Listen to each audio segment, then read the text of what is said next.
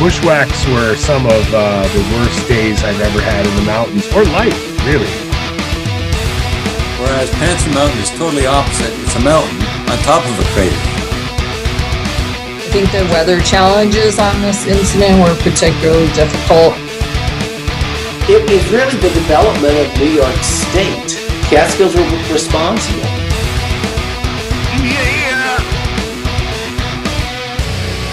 Now you're listening to Inside the Line, the Catskill Mountains Podcast.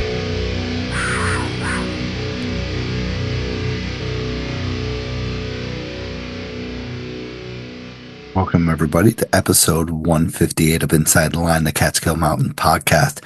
Tonight, we'll be talking with Rangers Rusher and Horn about their previous experiences as 2024 of search and rescue missions, and also their firefighting experience that they had down in the White Horse Fire and other fires down there in the Catskills as well. So this is a great episode. We're going to break it into two parts. It's going to be so much fun, and we hope you enjoy. So welcome, Rangers Rusher and Horn. All right, so let's welcome the guest of the night. Let's go. Yes, guest, two people. We got Ranger Horn and Ranger Rusher here to talk about their recent time back in 2024 and the incidents that they had, all the different stuff that they've been doing, very active in 2024. And we welcome to you the show. Smiles here. It's bright and sunny, so we're good until this weekend coming up. We got some stuff coming up. Yeah, some snow and stuff like that. So how you guys doing tonight? Oh, doing pretty well. How are you guys doing? Great. I'm doing fantastic. Waiting for this snowstorm coming that we're supposed to get. 6 to 10 up in Oneonta. What are they predicting for you guys? Somewhere in the 5-inch range. Seems like most of the areas on Saturday night into Sunday. Yeah, probably a little more in the peaks. Yeah. Ted, what about you down there? I haven't even looked. I don't care. It doesn't matter to me what I get around the house. I'm just going to zero in on the Catskills once we're done recording and figure out what I'm hiking tomorrow and who I'm hiking with. Oh yeah. Now that you've bowed out for a hike on Sunday, I'm going to go back to a Saturday hike. So I'm not breaking trail. I gave you first dibs. Yeah. So how about a little background about you guys, about yourself? You know, you can go all out from where you grew up and then how you progressed into hiking and then how you thought about being a ranger and stuff like that. So let's go to the left with Rusher first. Yeah. Hey, I'm a Ranger JJ Rusher. My background was environmental science with a focus on forest ecology and some geology. And I was attracted to the outdoors early on. My mom was from Delaware County, and I used to come up to the Catskills all the time and do a lot of hiking and exploration in the Catskills and Adirondacks, and really just enjoyed nature and the outdoors. How did you progress going into thinking that you wanted to be a ranger and stuff?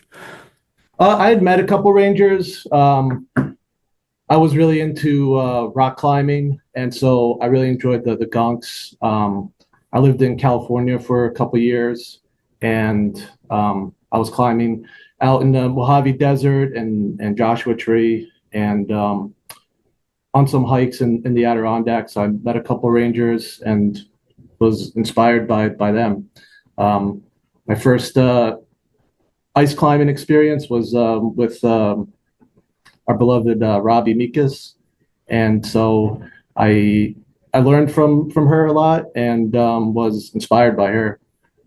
Yeah, unfortunate incident that happened over in Alaska. That's some crazy stuff. Yeah, no, it was really really unfortunate.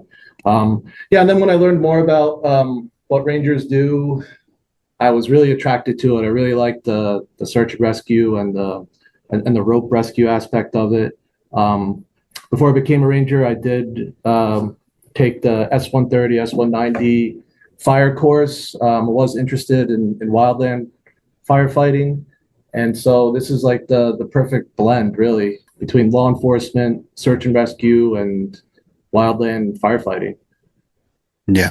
To be honest, I've been the same way. When I meet you guys like out in the trail, it's very inspirational and just be like, God damn, I kind of wish 20, 30 years ago I could have had this inspiration and could have done this and then become a ranger. But you guys, yes, meeting you like you said, Russia, meeting you on the trail is that inspiration to get you to be a ranger. So that's cool. That's awesome. Yeah. Like, we know that, we'll never be rich when you sign up to be a ranger. So we're not doing it for money, but at the same time, we can support our families on it. And it's a great combination of law enforcement, search and rescue, and fire, and helping people and protecting the environment. All of the above, man. It sounds fantastic. Horn, what about you?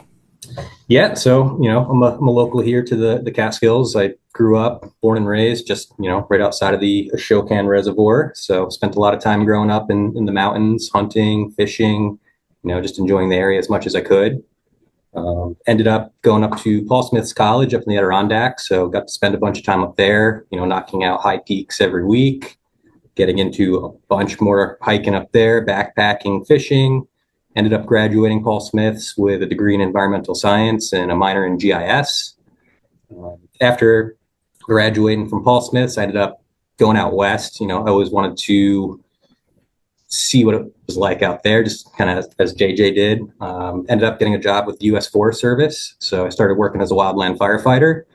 Got a job on the Caribou-Targhee National Forest, which is the national forest that borders Grand Teton and Yellowstone National Parks. Lived just over the pass in Idaho from Jackson Hole, which was an incredible area. So I did that for 5 years. Built up a bunch of quals in wildland fire. Spent a bunch of time on, helitack crew, doing work with chips, doing engine work, doing hand crew work. Got out with some hotshot crews. Just really, really enjoyed the fire portion.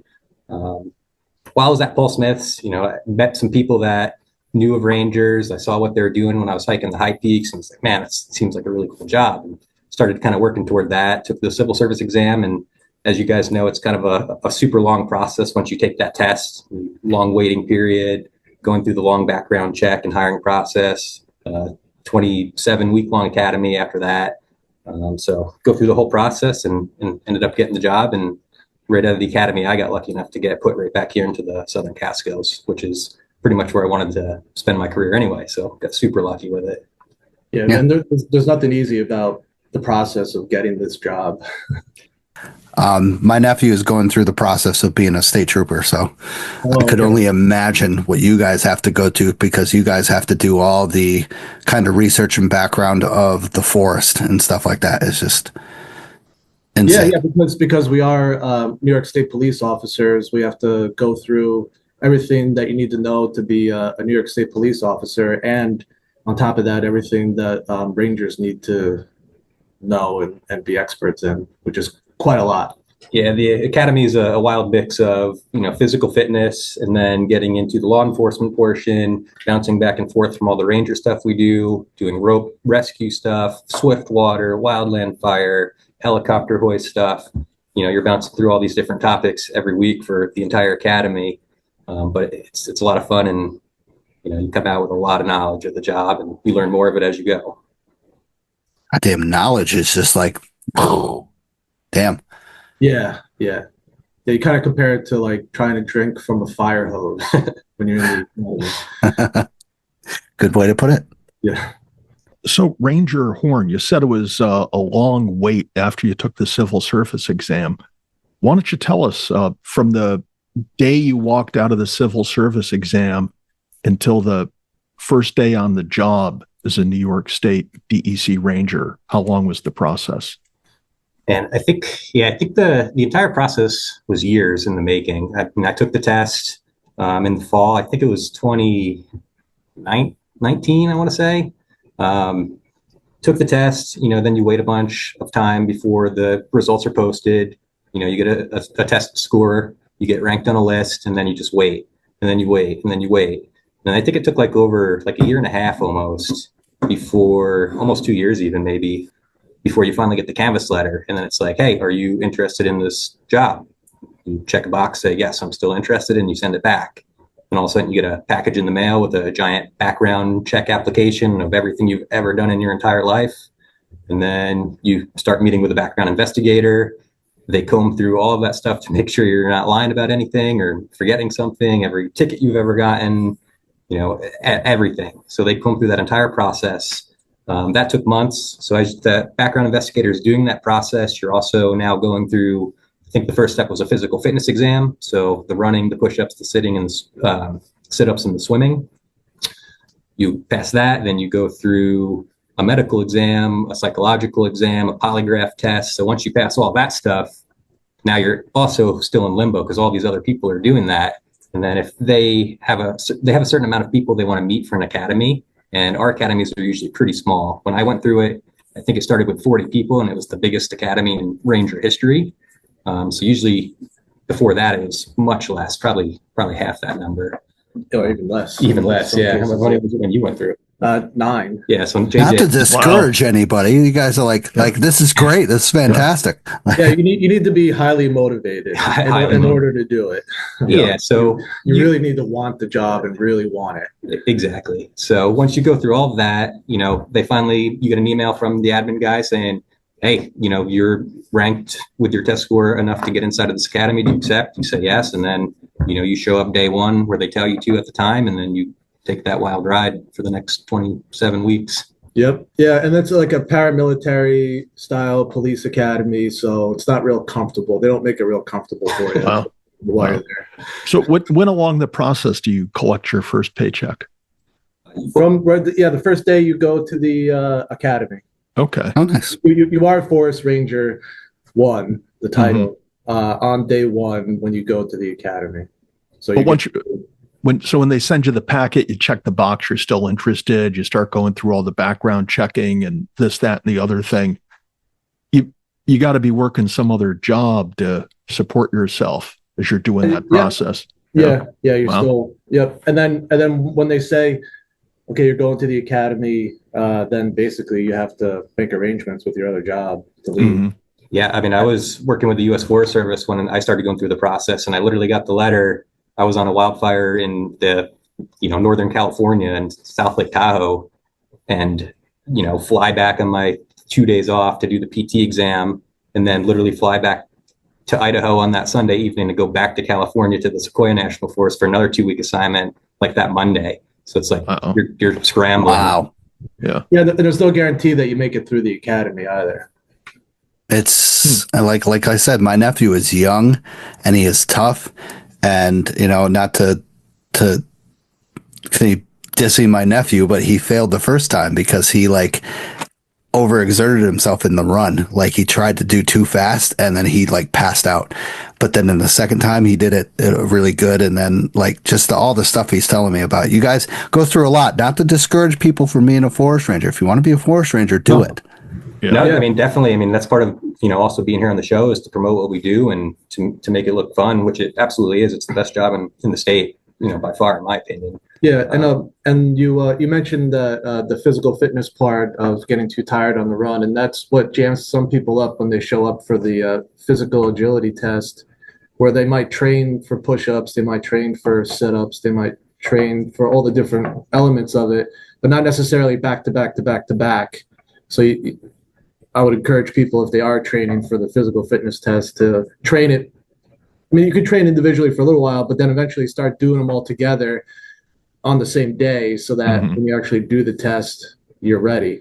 Because you might be able to do X number of push-ups and sit-ups, but not necessarily all back to back to back, plus extra pressure of being there.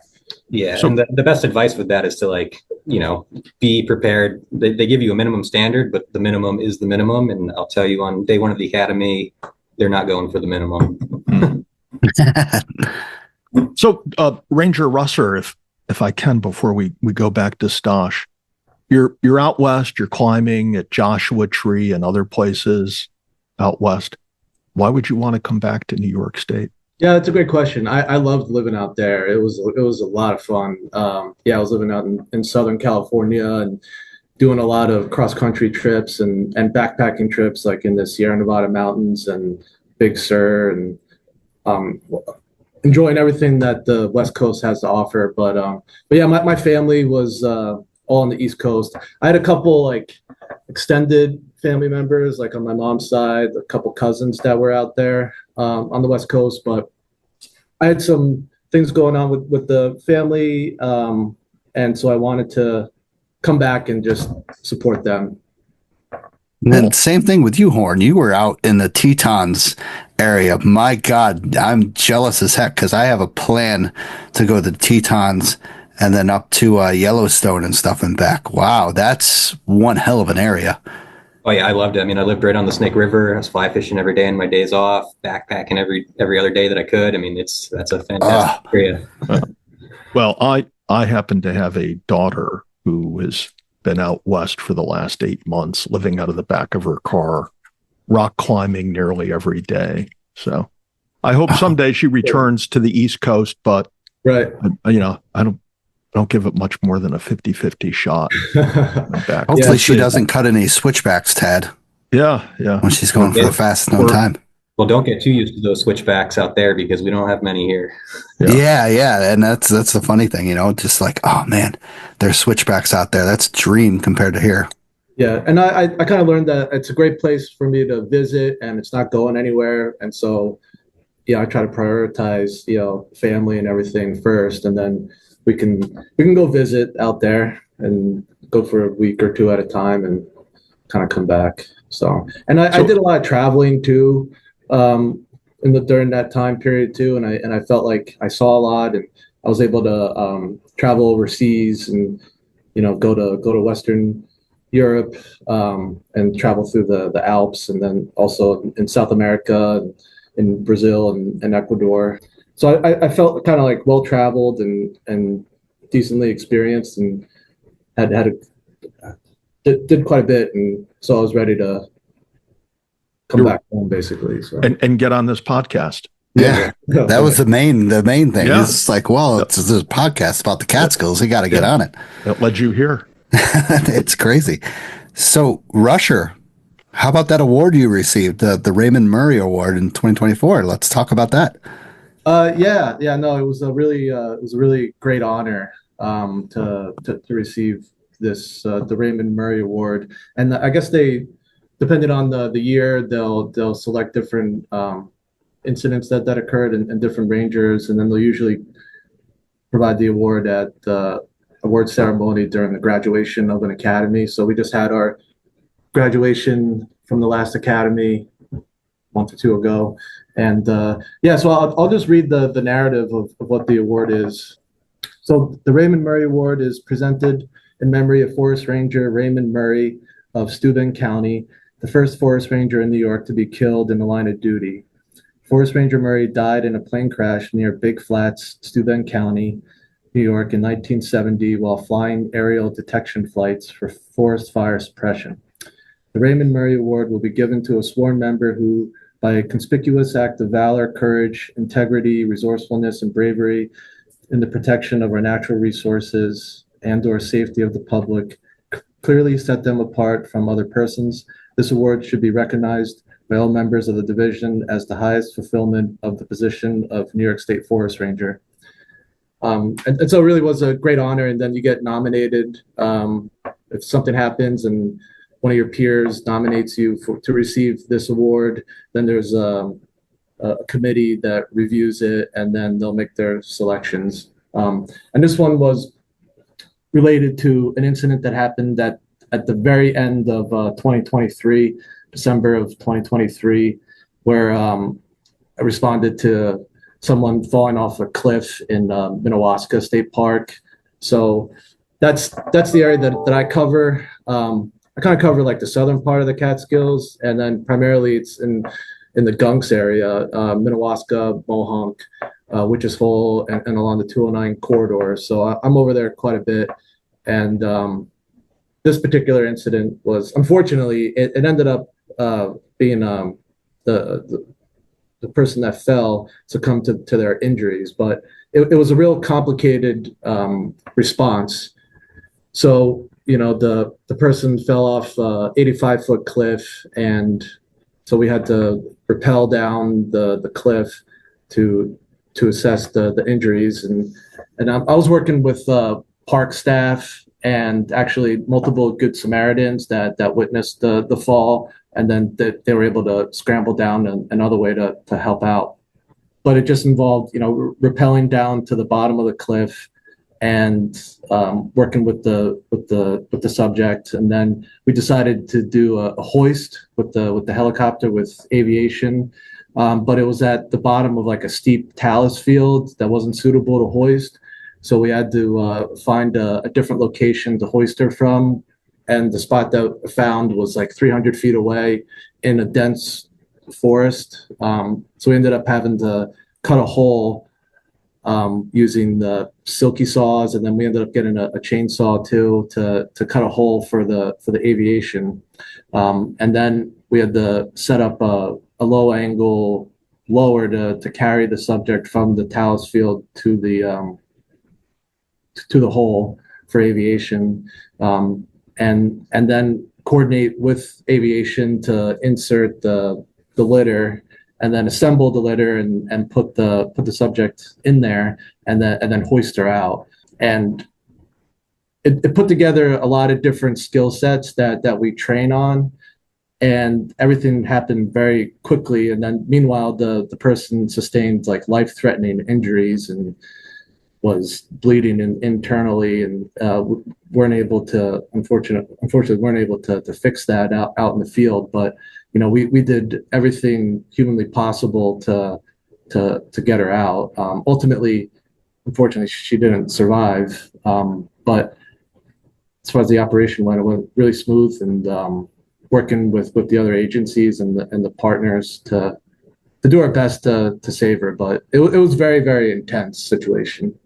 Yeah. I mean, the whole situation that you're talking about is just a bunch of different craziness going on at one time. Like, it's just you have the talus field, you got to get her over to a place that you can hoist her out. You can't hoist her out over here. It's just all this going at once, and a lot of people don't realize how much time it takes to do this, and for the communication you guys have is just phenomenal. I cannot believe how great you guys communicate between each other and stuff like that to get this possible. And it's not like a simple thing of where you're gonna walk down to the street and walk the person out. This is crazy incident. Yeah, it really was, and with the timing, like we did it from the moment that I heard it on the radio to the moment that we hoisted it out. It was like 2 hours or just under 2 hours, which wow, is pretty remarkable. Wow. Organization to try to get that done, and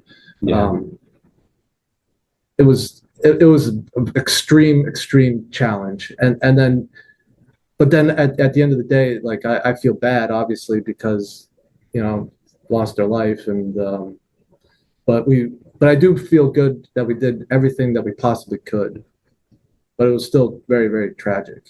So when you arrived on scene, was she alert and responsive?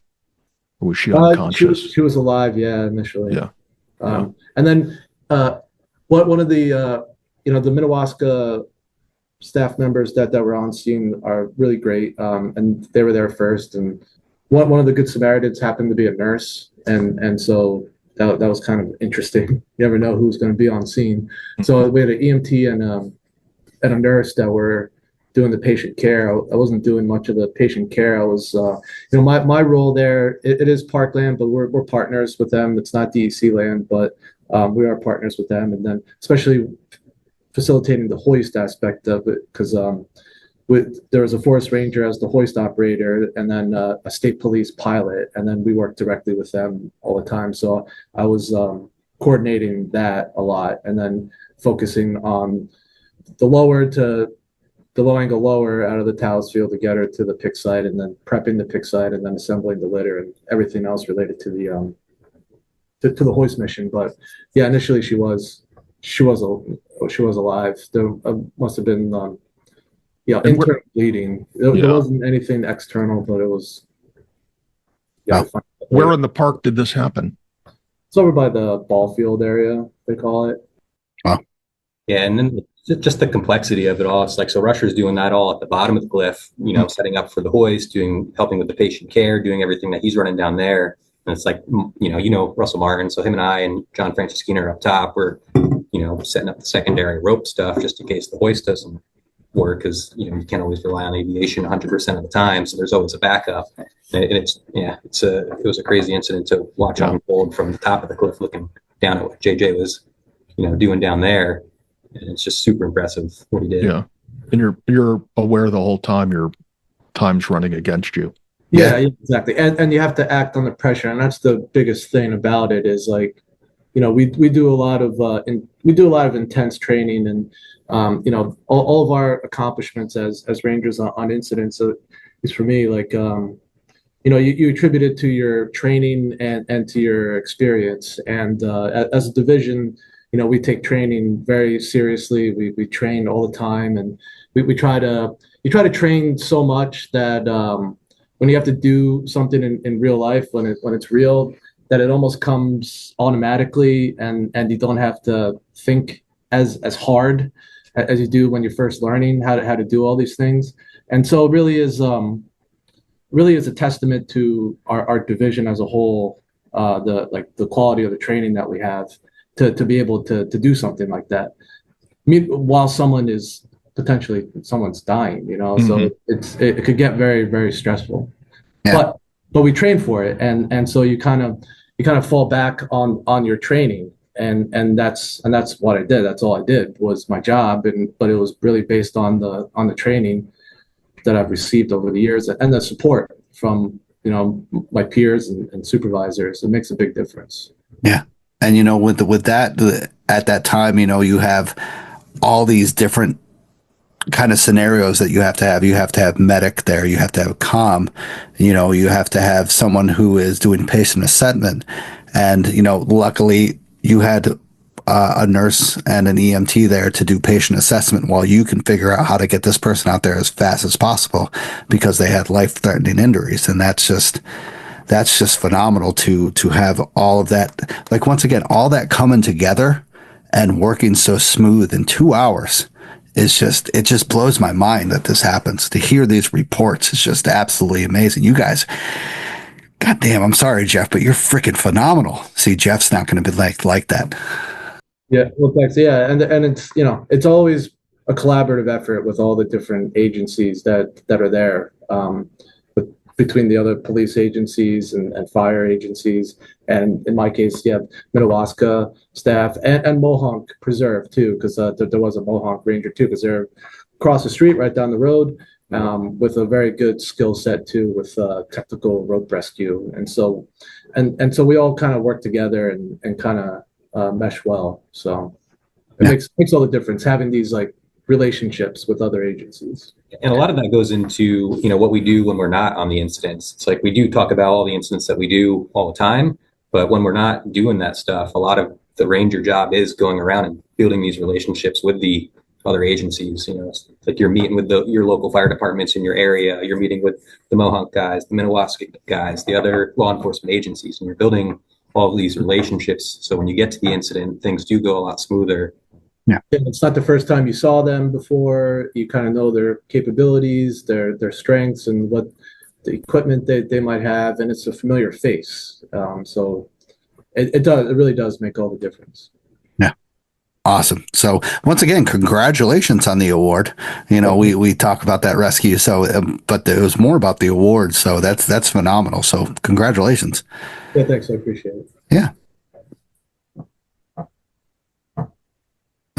So what goes like when you come around this aspect, what goes through your mind when you get called out for a rescue? Like you're sitting in your truck or you're patrolling or something, and all of a sudden it's like, hey, dispatch tells you that there's a rescue going on.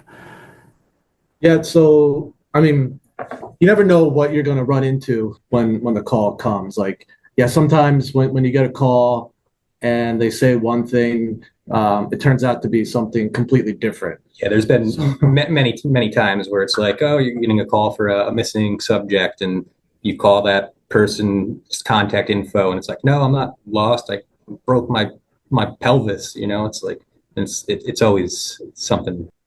We'll talk about that later. You got a broken pelvis later. Is that why you're bringing up that incident? Maybe. First one that came to mind.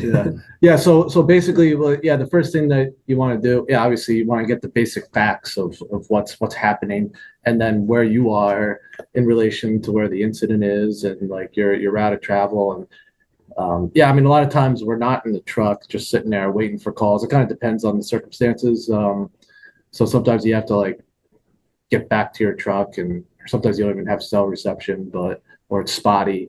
And so you really want to start collecting all the information that you can about what's happening, and then verify the information so that we're not sending all these resources somewhere that's not necessary and wasting people's time. So we always try to call the person direct if we can. So if someone's lost or injured up there and they call, whoever called 911, we want to talk to them ourselves. Our dispatchers are, they're good. And then we'll work with the county 911 center as well. And they're good, and they're all professionals. But, we try to, I try to call the person direct, whoever called 911, just to get that firsthand information and verify everything. Then you start thinking about the equipment that you might need, and maybe you have a pre-planned area where you've already thought about, if something happened here, this is what I would do, so you don't have to think as hard when it actually happens, and who else is working, and come up with a plan to solve it. Yeah. It depends on the incident too. It's we do everything from law enforcement to fire to search to rescue, swift water, helicopter stuff. So it's like as soon as you get that call, it's like, oh, which portion of the job is it? And then as Rusher said, you start narrowing down the facts from there.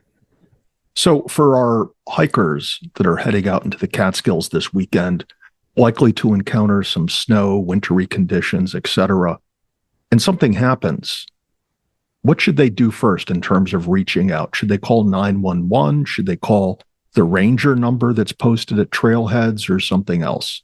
Typically, the best answer is to call 911, because whether you were lost or injured, as soon as you call 911, they could actually track your cell phone and get coordinates for us. Mm-hmm. So that makes our job a lot easier, because usually if you take that picture of that ranger phone number on the trailhead sign, it's like if you call us, we're still going to tell you to call 911 to get that information, just so we could have it documented.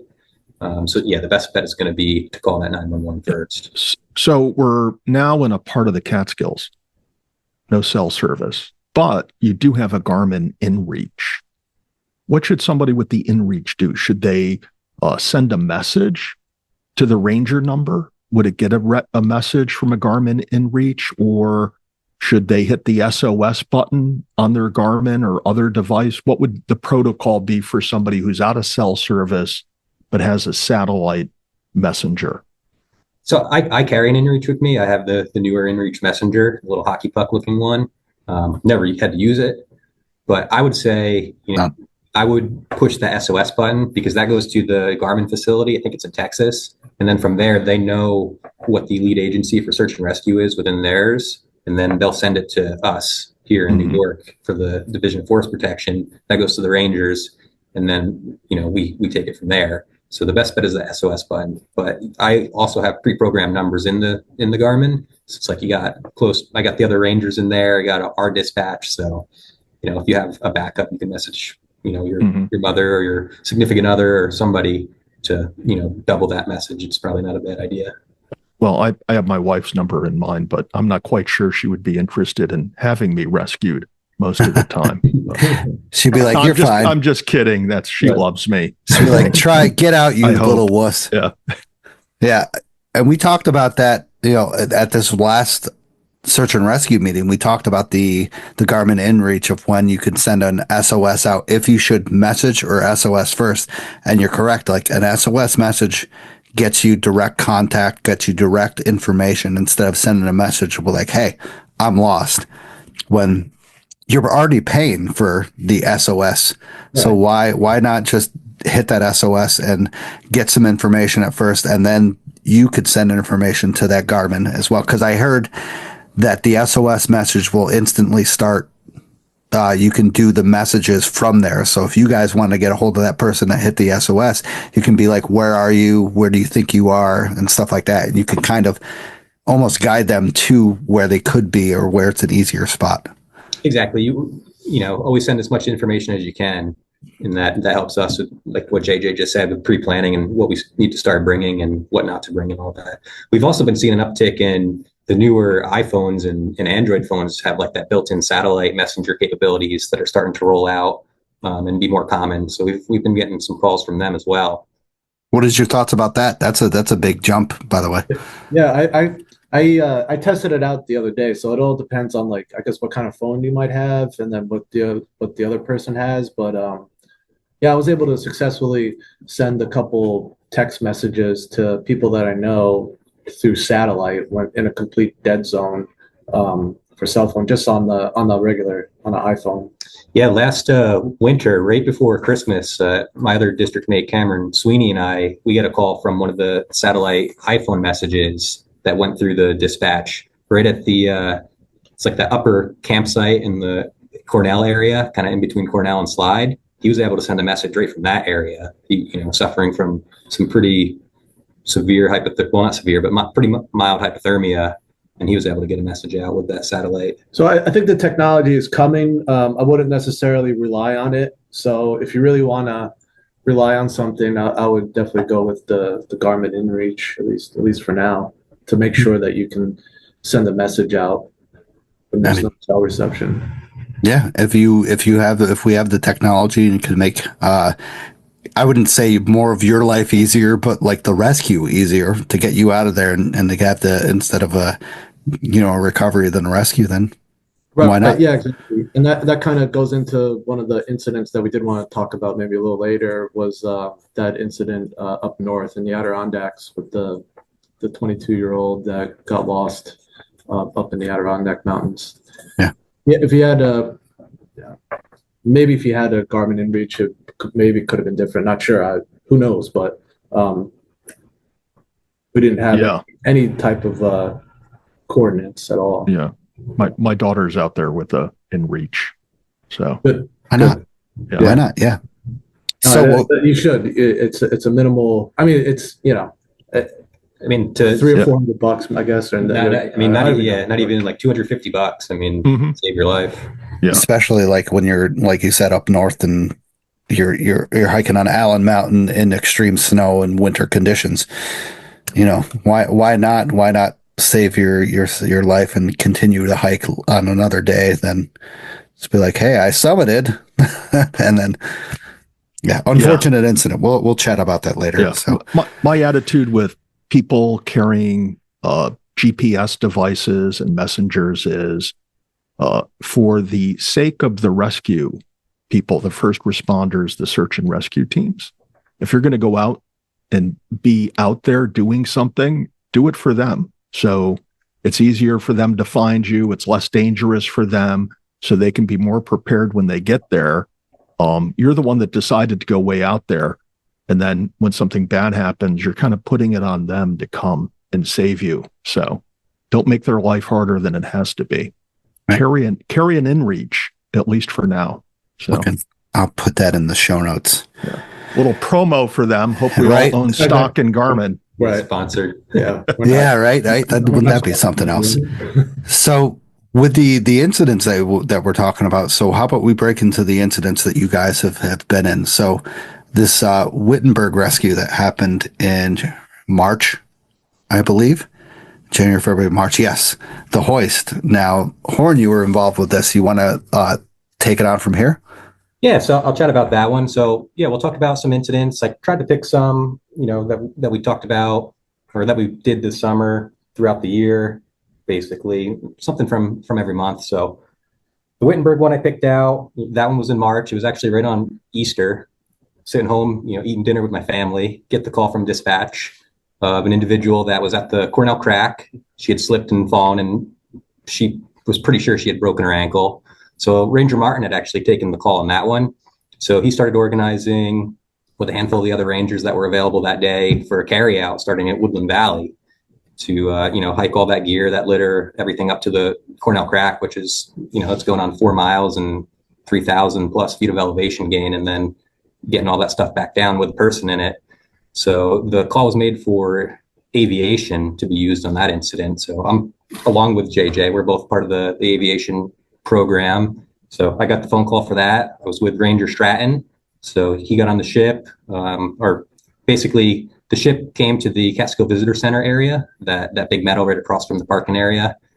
Stratton and I met the ship there. The ship came from Newburgh. As we talked earlier, we have a really, really great relationship with the New York State Police and the Newburgh guys for their aviation program. So we use them for our area of the Catskills. So we met them at the Catskill Visitor Center. Stratton and I got in. We did a big briefing with the pilots, him and I was the one that was going to be inserted. The individual is actually... So inserted, you're talking about lowered? Yep. Inserted, lowered right onto the summit of Wittenberg Mountain, which is a pretty incredible experience. The individual that was injured, she was with her husband. Extremely tough individual. She was actually able to get herself from the Cornell Crack area over to the summit of Wittenberg. So impressive. Yeah, wow. with a broken ankle. So extremely impressive. Holy shit. Yeah. But so to do that, did she have like an ace bandage and the splinting or other first aid gear that she used to, support her ankle for the journey over, or she just grit her teeth and go? No, she was extreme. Not all of our incidents are people that are ill prepared to be in the backcountry. This particular individual was, extremely prepared. She had everything she needed, first aid kit, SAM splint. She was able to, with her husband, splint the ankle, really good. I didn't have to do anything. So She was able to splint it up, secure it. I'm sure she was in pain, but, along with her husband, able to get her over to Wittenberg. So Ranger Stratton was able to, fly in, locate the spot. He dropped me right onto the summit. I was able to walk over to the individual. We use what's called a hot seat. So it's basically this type of harness that you almost it kind of wraps around you. And then you almost, as you get picked up, you almost lean back in it like a lounge chair. It kind of just scoops you up. So, get inserted in, walk over to her, give her a briefing. The helicopter flies away. So now it's all quiet and silent. Tell her what's going on. Hey, we're going to put you in this harness. The helicopter is going to come back. It's going to be extremely loud. It's going to be windy. This is what's going to happen. I'm going to put you in this harness. You're going to be completely secure. You give them all the PPE with their helmet, eye protection, ear protection, and then I call the ship back in. So I'm talking to Ranger Stratton up in the helicopter with my radio. He's able to fly back in. All of this takes only minutes to throw that harness on, typically. Wow. He flies back in. He, talking with the pilots, adjusts that ship to the right spot, just over, where I have the person placed on the summit of Wittenberg. Hook comes back down. I hook her in. And then, she gets a wild ride, fully exposed up to the ship.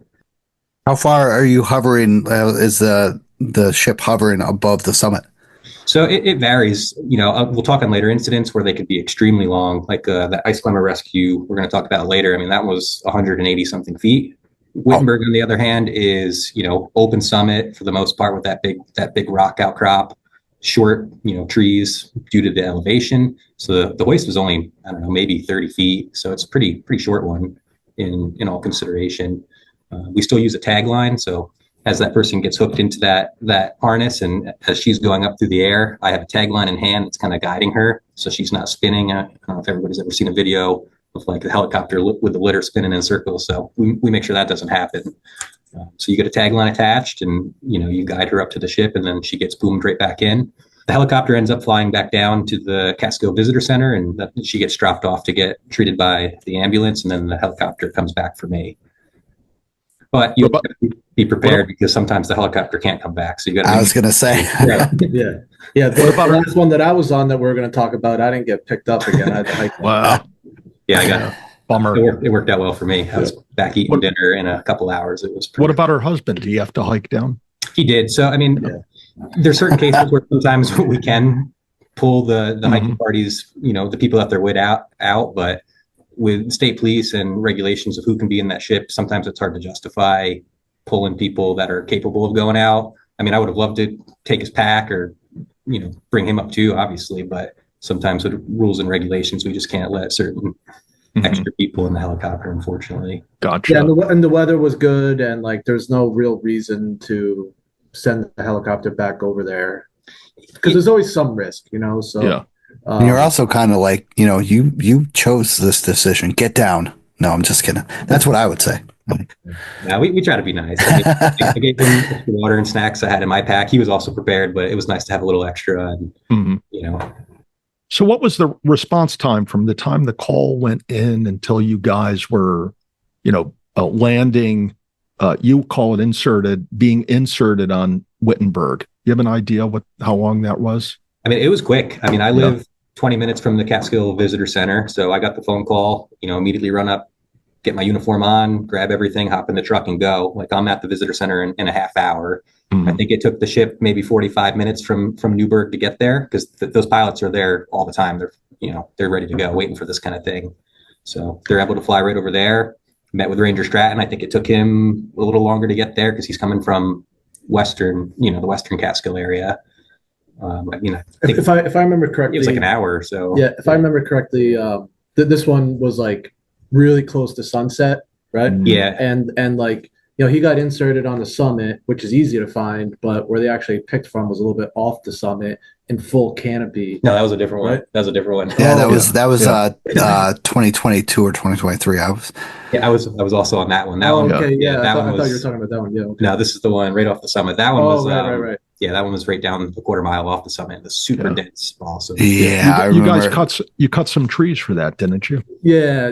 We do a lot of we do a lot of hoists over by Wittenberg, especially. Dude, that descent is just treacherous for a litter. Yeah, I think we cut one tree down for that one, just a little hole.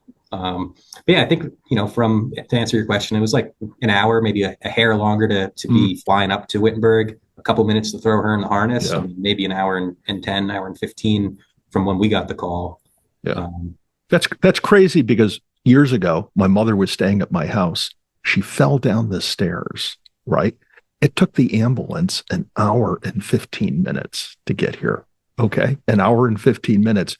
You guys are like getting a helicopter, getting a crew together, flying up to Wittenberg, dropping somebody on Wittenberg and picking them up in about an hour. Okay. So was your food still hot when you got home for Easter dinner? Yeah. Went home and finished my Easter dinner. Yeah. Crazy. That's, and kudos to the hiker. Maybe like she listens to this and kudos to you for being prepared, because, to be honest, I carry, like, we're search and rescue. I carry the most shit that I can to either save my life or save somebody else's life. It's, you never know, especially with being up on freaking Wittenberg and Cornell. You are far away and your elevation gain is absolutely insane. And just, to think, I know when we were in search and rescue, we had that call you had on Wittenberg. To think of carrying a litter from Woodland Valley all the way up to Wittenberg, sorry, Jeff, it's F that. That particular incident was the fastest time I think I've ever gone up Wittenberg. So I was with Cameron, again, my other district mate. So two other Rangers got inserted on the top. So it was like a quarter or so mile from the top going down.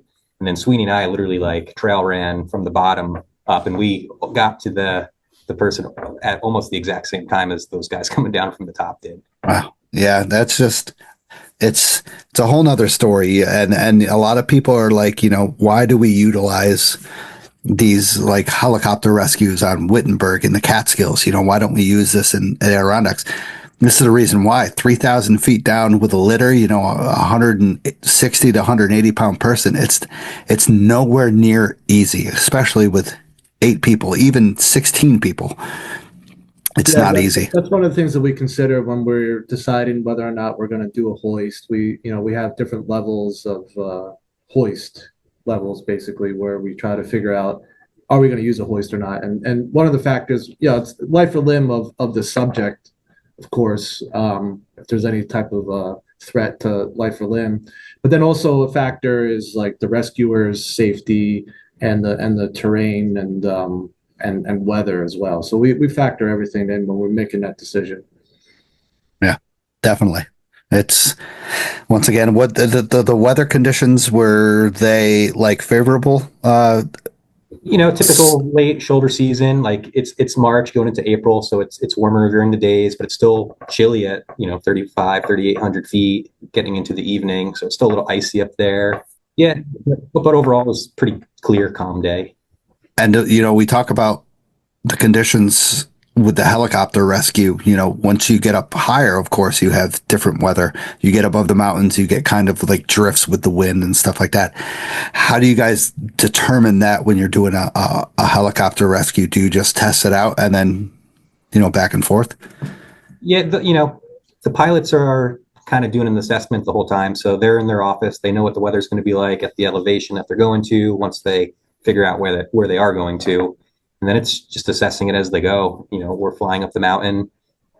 If it starts to get super windy, a lot of turbulence, they can make the call to not do it or do it depending on when they get there. I don't know if you have anything to add. No, I mean, ultimately, it's up to the pilot. So the pilots are the experts with aviation, and they have their protocols of what's safe or not. And so they're constantly paying attention to that, and they have their instruments and measurements, and they're looking at things before they go, while they're flying, the whole time. And so if they feel that it's not safe, they'll cancel the mission, and that's up to them. That's why we always have a plan B. We always plan for if the helicopter has a malfunction or if something's not right with the helicopter, we always have a plan B in motion. Yeah, in that particular incident, Ranger Martin was down with a handful of other Rangers. They were already prepped and they're ready for the word to start going. Yeah. Well, so let's move on to July 8th, 2024, Catskill Mountain House rope rescue. I guess it was you two responding to this. You remember the incident? Yeah, so I'll start off with this one. I arrived there, I think, a little bit earlier than JJ did. So I was able to, so the initial call went to the Region 4 guys. So this is going out of our region, us in Region 3. So again, Region 3, we're looking at Southern Catskills, kind of Eastern Sullivan County, Ulster County, going into Region 4, getting up into the Catskill Clove, Stony Clove, upper part of Platte Clove, Tannersville, Hunter. That's getting into Region 4. So this incident's in Region 4. So as they need more, resources to come assist with these larger incidents up there, we're usually the ones to get called because we're close in Region 3. I was there a little closer or a little sooner than JJ, so I ended up going down with Ranger Dawson, who was the initial ranger that covers that area. He was down with the patient. I hopped right down afterwards. Ranger Peterson was up top. He's another Greene County guy. He was setting up the rigging for what ultimately is going to be the rope rescue portion. So I ended up going down with Dawson, and we did the patient assessment and ended up packaging the patient. So we used a big vacuum mattress type thing to put her into a litter, or have a litter, her in a vacuum mattress to kind of secure her. She was pretty injured.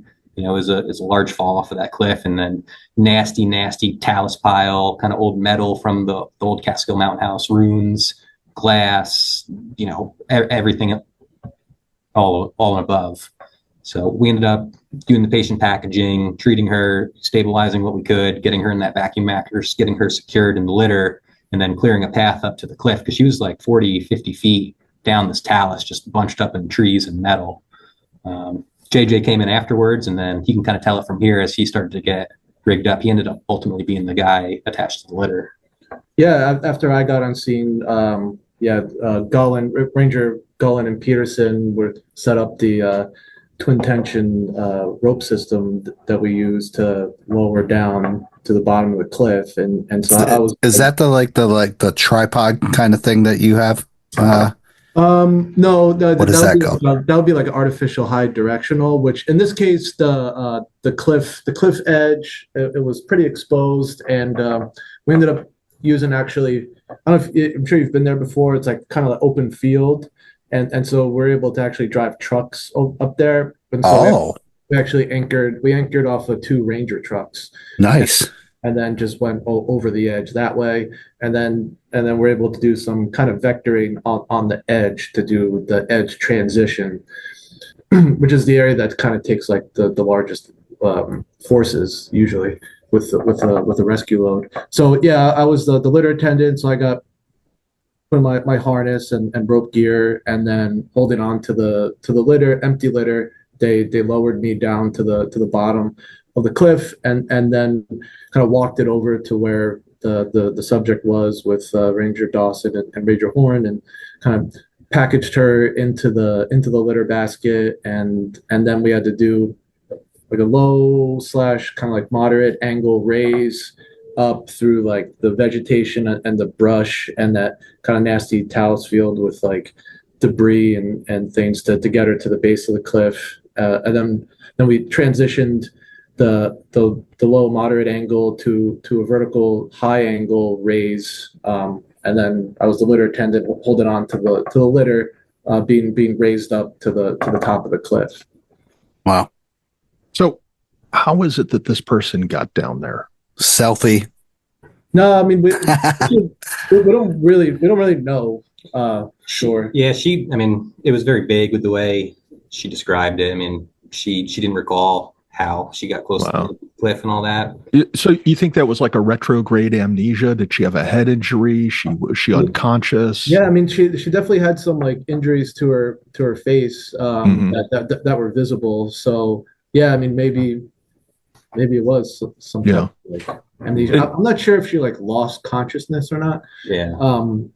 But you know, her bag and her phone was like on the bench that was like 20 or 30 feet away from the cliff edge. So she wasn't taking a selfie. Okay. I that's like the first part that with the Catskill Mountain House, the place is crazy.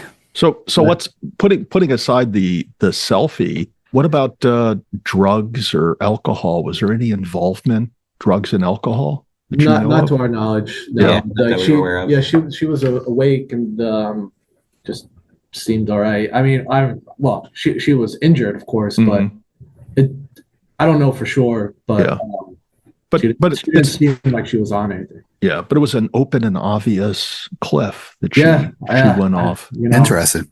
Yeah. What were the weather conditions that day? I mean, gorgeous July day, sunny, warm. Right. Yeah, kind of warm. Yeah, definitely warm. Actually, I remember sweating. Yeah. Yeah. So it was just an accident, really. Yeah.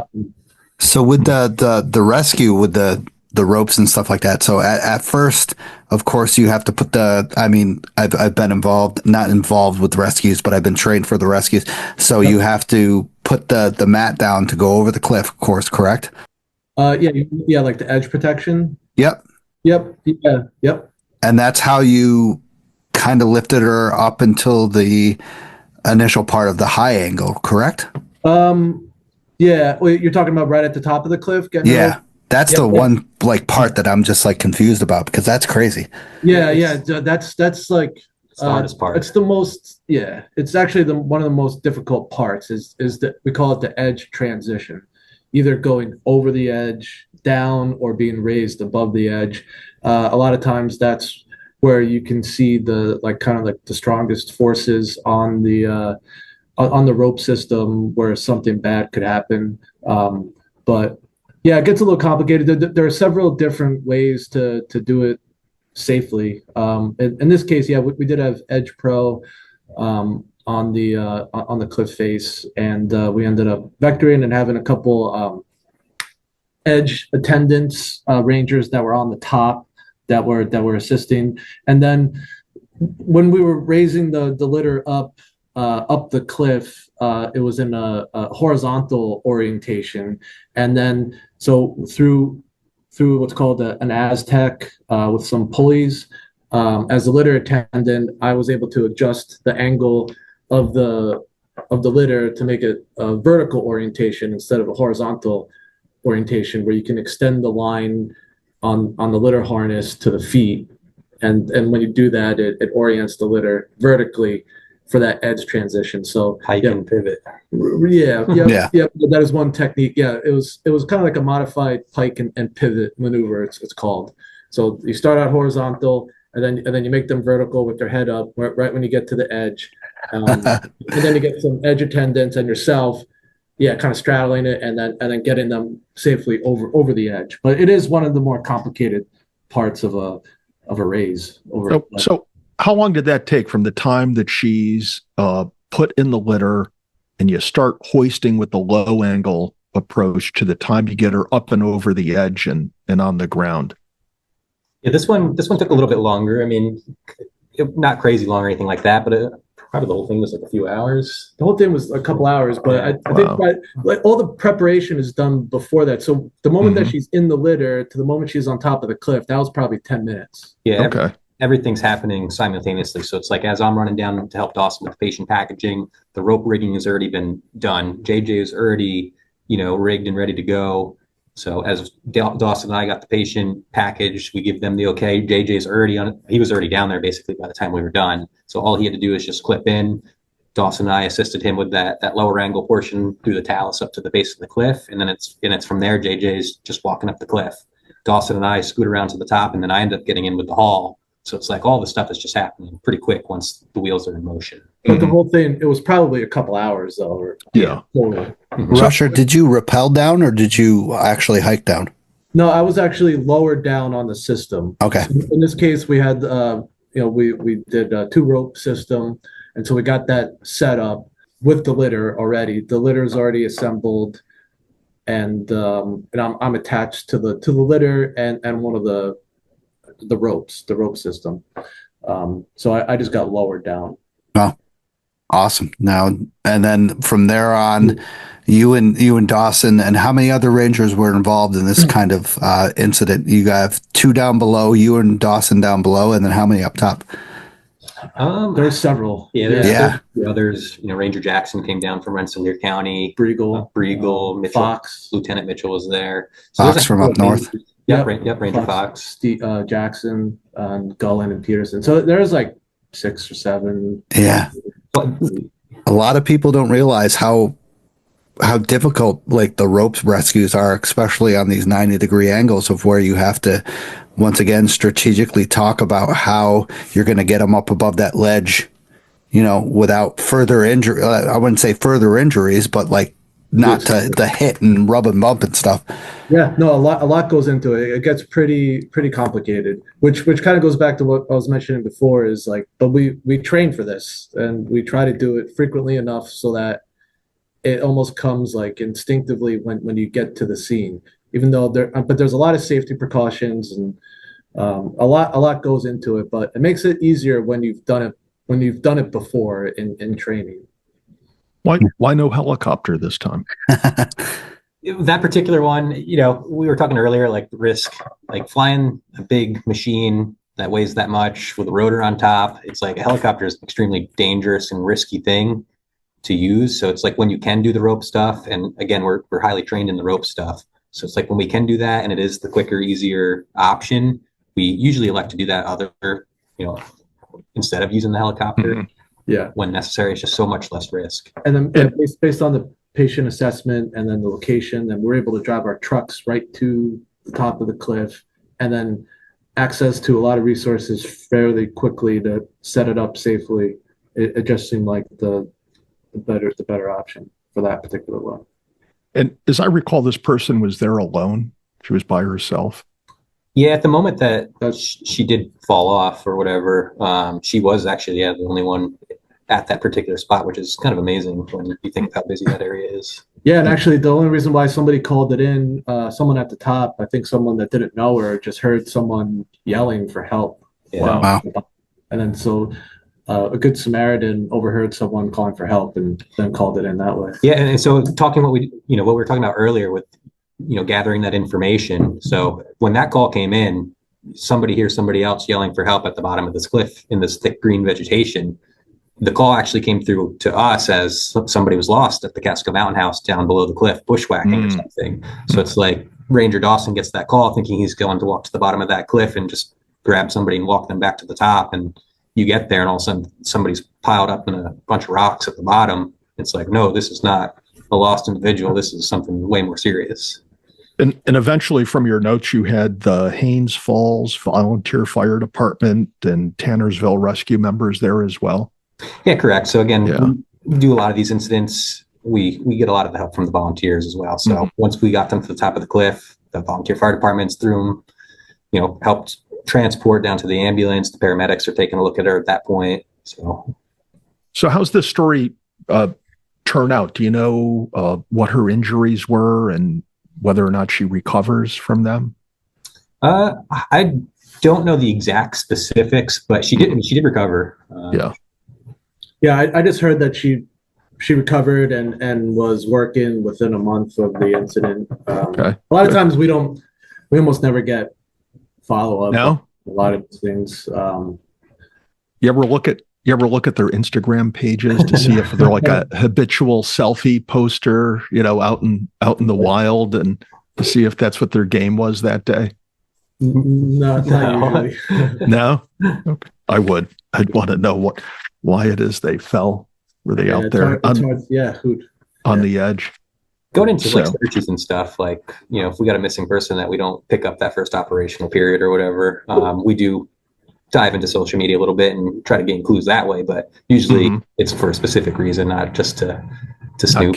Not curiosity. All right. So there's these rangers don't admit to stalking. Okay. Yeah. So we're going to move on to August 10th, 2024, Catskill Cove. Falls Leap. Why don't you guys tell us about that incident? Yeah, so I was on that one. So this is an incident for August. I chose this one, just to kind of highlight all the different stuff that we do. So this particular one, Falls Leap has been a very busy area for us lately, and I'm sure the Region 4 guys can attest to that because it is their region. But I got the call to come up and assist them in this incident. Falls Leap, we've had just a bunch of incidents there over the last few years, and this particular one was kind of like a combination swiftwater / rope rescue. So a very similar system to what JJ had just talked about. This individual was right after a large rainstorm, so the clove was ripping. Falls Leap was just a raging waterfall. Flash flood, right? Yeah. So this guy, I don't remember where he's from, but he came up, got dropped off. He did walk past all of the signs that said "Do not enter, area closed, no cliff jumping," and decided to jump off the cliff into the what used to be the pretty popular swimming hole. And he was lucky enough to get, or unlucky enough, whatever, to get washed downstream, and he was able to get out. And for whatever reason, he decided to go back up and jump in again. So he jumps in the second time, but this time he didn't jump far enough, and then the hydraulic from the waterfall, causing like a kind of like a large whirlpool, just sucked him right to the back of the waterfall. And basically he was just holding on to the ledge and was able to kind of scramble up this little sub ledge behind the waterfall. So at that point, Rangers Gull and Fox and Peterson were en route. So they got there first before I did. I was parked over at the Slide Mountain Trailhead helping somebody. Why were they en route? How did they know to go look for this guy?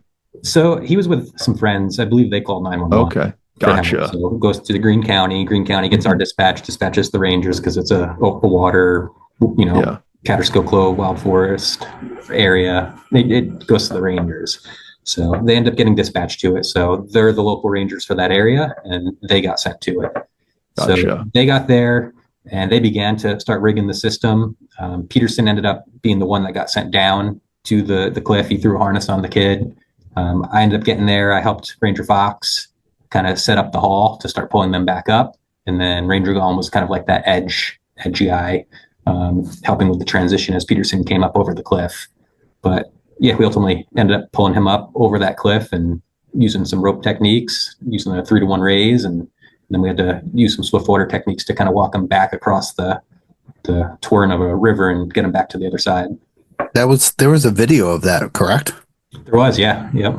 Okay. I'll put that in I remember seeing that and I was just like, holy, that place, like you said, was raging. Was a flash flood that just happened. And once again, people are unaware of how small and narrow that place is. Just a little bit of a rainstorm can cause some significant kind of craziness down there.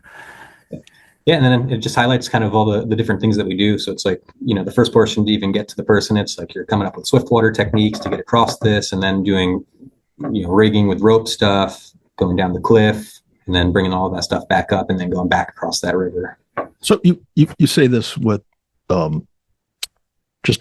I pick up a sense of just like you're very familiar with doing this. It comes across very casual the way you talk about all this, but when Peterson goes down to get this guy, he's putting his life on the line, isn't he? Yeah, I mean, there's always potential.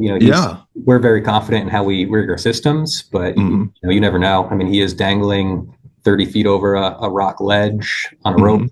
Yeah, like an anchor could break loose, something could happen, and you could watch Peterson go down the river. Yeah, although right? a lot of our rope systems, we do have A lot of it's like a 10-to-1 safety factor always. Mhm. Yeah. Whatever the likely load is, we Yeah. build our anchors to be 10 times what we expect the highest load of that system to Gotcha. experience. So instead of like one tree, you'll have 3 trees. Yeah, like, we talk, it comes down to like physics, I guess, and like, when Peterson is dangling down on that line, it's like we call it like 1 kilonewton of force on that, but we know he's going to bring up 2 people, so you could estimate and overestimate and say maybe 2 kilonewtons bringing up, and so we're building our anchors to at least 20 or 30 kilonewtons, and also that they're going to be backed up and also redundant. So so there's redundancy built into the system. So if something fails, something else is going to back it up. That's also equally as strong. So are you saying you don't think about the risk involved? There's so much redundant. Yeah. No, that's not what I'm saying. Yeah. Yeah. Wow. You definitely think about it, and we are putting our lives at risk. No, you are absolutely right. But it's a calculated risk. During a stressful time when someone else will potentially die. But at the same time, we need to go home to our families every night, and we need to prioritize our lives to make sure that we're safe. And we do. And we do train for that. But at the same time, we do risky things. It is a fact. That's just crazy. I mean, because none of you guys chose to go down Fawn's Leap that day and do the second jump. But this guy with his friends apparently, did it one time and it was gnarly, and that didn't dissuade him from doing it a second time. Right. And then you also, the one thing that I find phenomenal is that once again, you're thinking about your life at this time, but then you also have 3 to 4 other rangers supporting you, being like, hey, we can do this or we can't do this. Like, and it won't be like, if everybody doesn't agree to say like this is safe, we can rescue this person, or if one person doesn't have hey, I don't feel right about this, it'll take more time to think about it, and you will essentially be like either option B or option C as well. Right. Yeah. Everybody has equal say. Yeah. Whenever we go on any of these search and rescue missions, and if you see something, say something, and we always talk about the plan, and I mean it kind of comes more naturally, and we kind of do it automatically, but there is a process involved with setting all this up and analyzing it and making sure that it's safe. But we do a systems check and make sure that everyone is on board with the. So has there ever been a time where you guys aren't on board? You're just like, this is too risky. We can't help this person. I mean, it kind of depends. I mean, maybe we'll talk about that a little bit when we talk about the one in the Adirondacks. Okay. Yeah. I also would think with a fire that would come up when you're battling against a fire. Because I've had many friends who have been New York City firefighters, and when they show up at a scene and there's a fire ablazing, sometimes they'll tell you how they try to get in, but then they know when it's just too dangerous to go in. And it's a really just a heartfelt thing for them to say they can't do it. So especially you're talking about if someone's in that structure and they can't. They know somebody's inside, they can see them, but there's no way to get there safely. Right. So and when I think of this Swiftwater rescue, a lot of people don't realize how floods, water is one of the most significant destructions that can ever happen. Like, you cannot predict what's going to happen. It's just it could happen at a quicker time, and then it'll decrease with 5-10 minutes, but you never know. With water, it's the most destructive force of nature that you have. Snow can happen. You can trample over that, but water can take you down in a matter of seconds. And for you guys to do this, wow, unbelievable. I'm gonna have to watch that video again, because I remember seeing that and I'm just like, Jesus, this is insane. Yeah, let's throw the link to that in the posting for this episode. Absolutely. Yeah. And I think the previous summer too, we had a real significant swiftwater one in that same area. Right? Yeah, there was like more than one person, right? It was. There was a whole group of people at Fawn's Leap. There was another group downstream that I think the Ulster County Sheriff's swiftwater team dealt with. Yeah. There was one going on right below Catskill at one of the lower pools. So that was a real busy day in that same area too for a similar type of flash flood. Emphasis on busy day. I remember that there was like multiple rescues in one day, and it seemed like these teams are getting called out like, almost hourly over a couple week period, because there was a couple significant rain events that just seemed to pull everybody out of the weeds and into these places to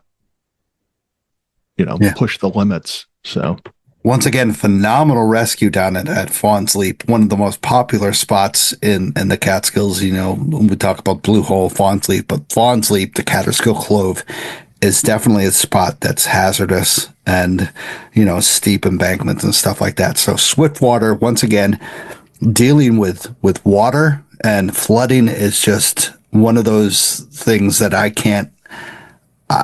just can't think of, because it's just beyond my capacity of like the risk. It's just crazy. And you guys once again saved these people, and you talk about that other rescue like that I think of as just amazing. Now let's move on to, we're talking about, once again, I got to calculate this. So July, August, September, we're talking Echo Lake rescue in October. Yep. Yeah. That was October, around Echo Lake, October 12th.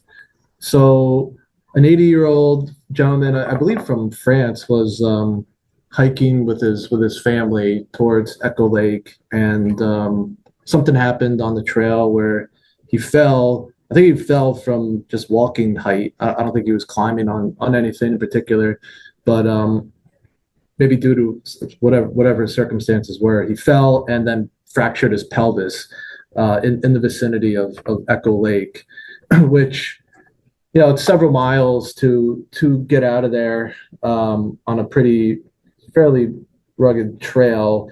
We could potentially drive a UTV to that point.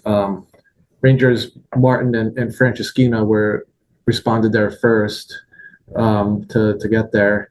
And maybe like a month earlier, we had another rescue there where someone injured their back, and we ended up working with the fire department and local EMS to drive them out. So we know that we could drive them out through the Overlook Trail. Okay, so you're coming from to drive them out. You would come from the Overlook summit and then down. Yeah. Yep. Yeah. So nice. I wasn't on this incident, but it's my specific coverage area. I think I was away that day, but you can get a truck from the Meads Meadow, at least the Ranger truck, up to the ruins, and then from there you use the 6-wheelers. Yeah. So and we had done that on another rescue like a month earlier, and so we were kind of thinking to do that again, because it's, if you could drive somebody out, why not? Well, why put anybody at risk with the helicopter? But it is extremely rocky. It's not a smooth drive, and because of the subject's age and because of we confirmed that it was a pelvic fracture, we were able to get a paramedic out there to assess the patient too. Even though we all are wilderness first responders, but we like to work with the local EMS organizations, and the paramedic is a higher qualified medical professional to assess that too. And so we had them confirm that it was a fractured pelvis, and we didn't want to risk severing something, an artery possibly, or causing more issues just from rattling around in the back of a UTV when you're strapped to a litter. It was going to be very painful and potentially dangerous ride out. So we opted to do a hoist for this one as well. And he wasn't exactly at the lean-to. He was up on the trail a little bit. And so Rangers Martin and Franceschina and a couple other fire department members were able to cut a pick site, meaning that open up the vegetation, the canopy, to allow us to insert. And I ended up getting inserted as the rescuer with the equipment, with the litter, with the aviation litter to hoist them. Where were you? Where were you picked? Were you picked up at down in New Paltz, or were you picked up at another area?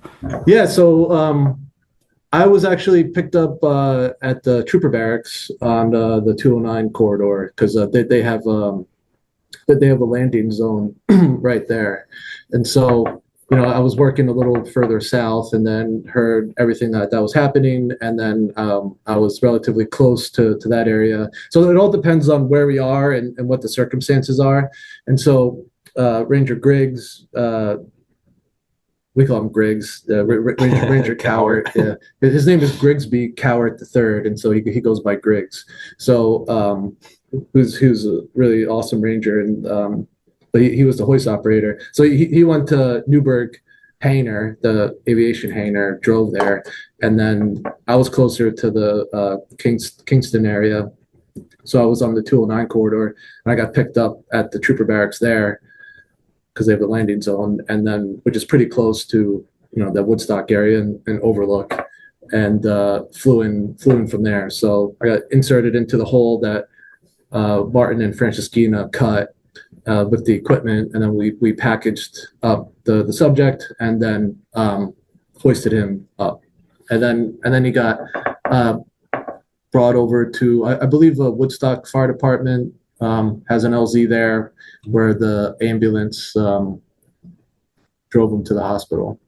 Unbelievable. So what size of an opening do you guys have to cut up to let the hoist operation function?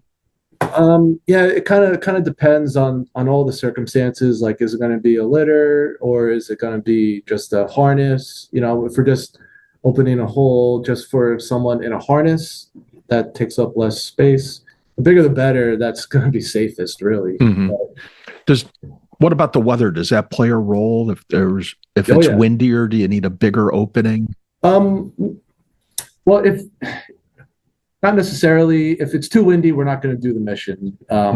So there's always going to be some winds, especially from the rotor wash. So we have to look for a lot of hazards. But I think they may have made like a 20 foot, 25 foot hole for this one.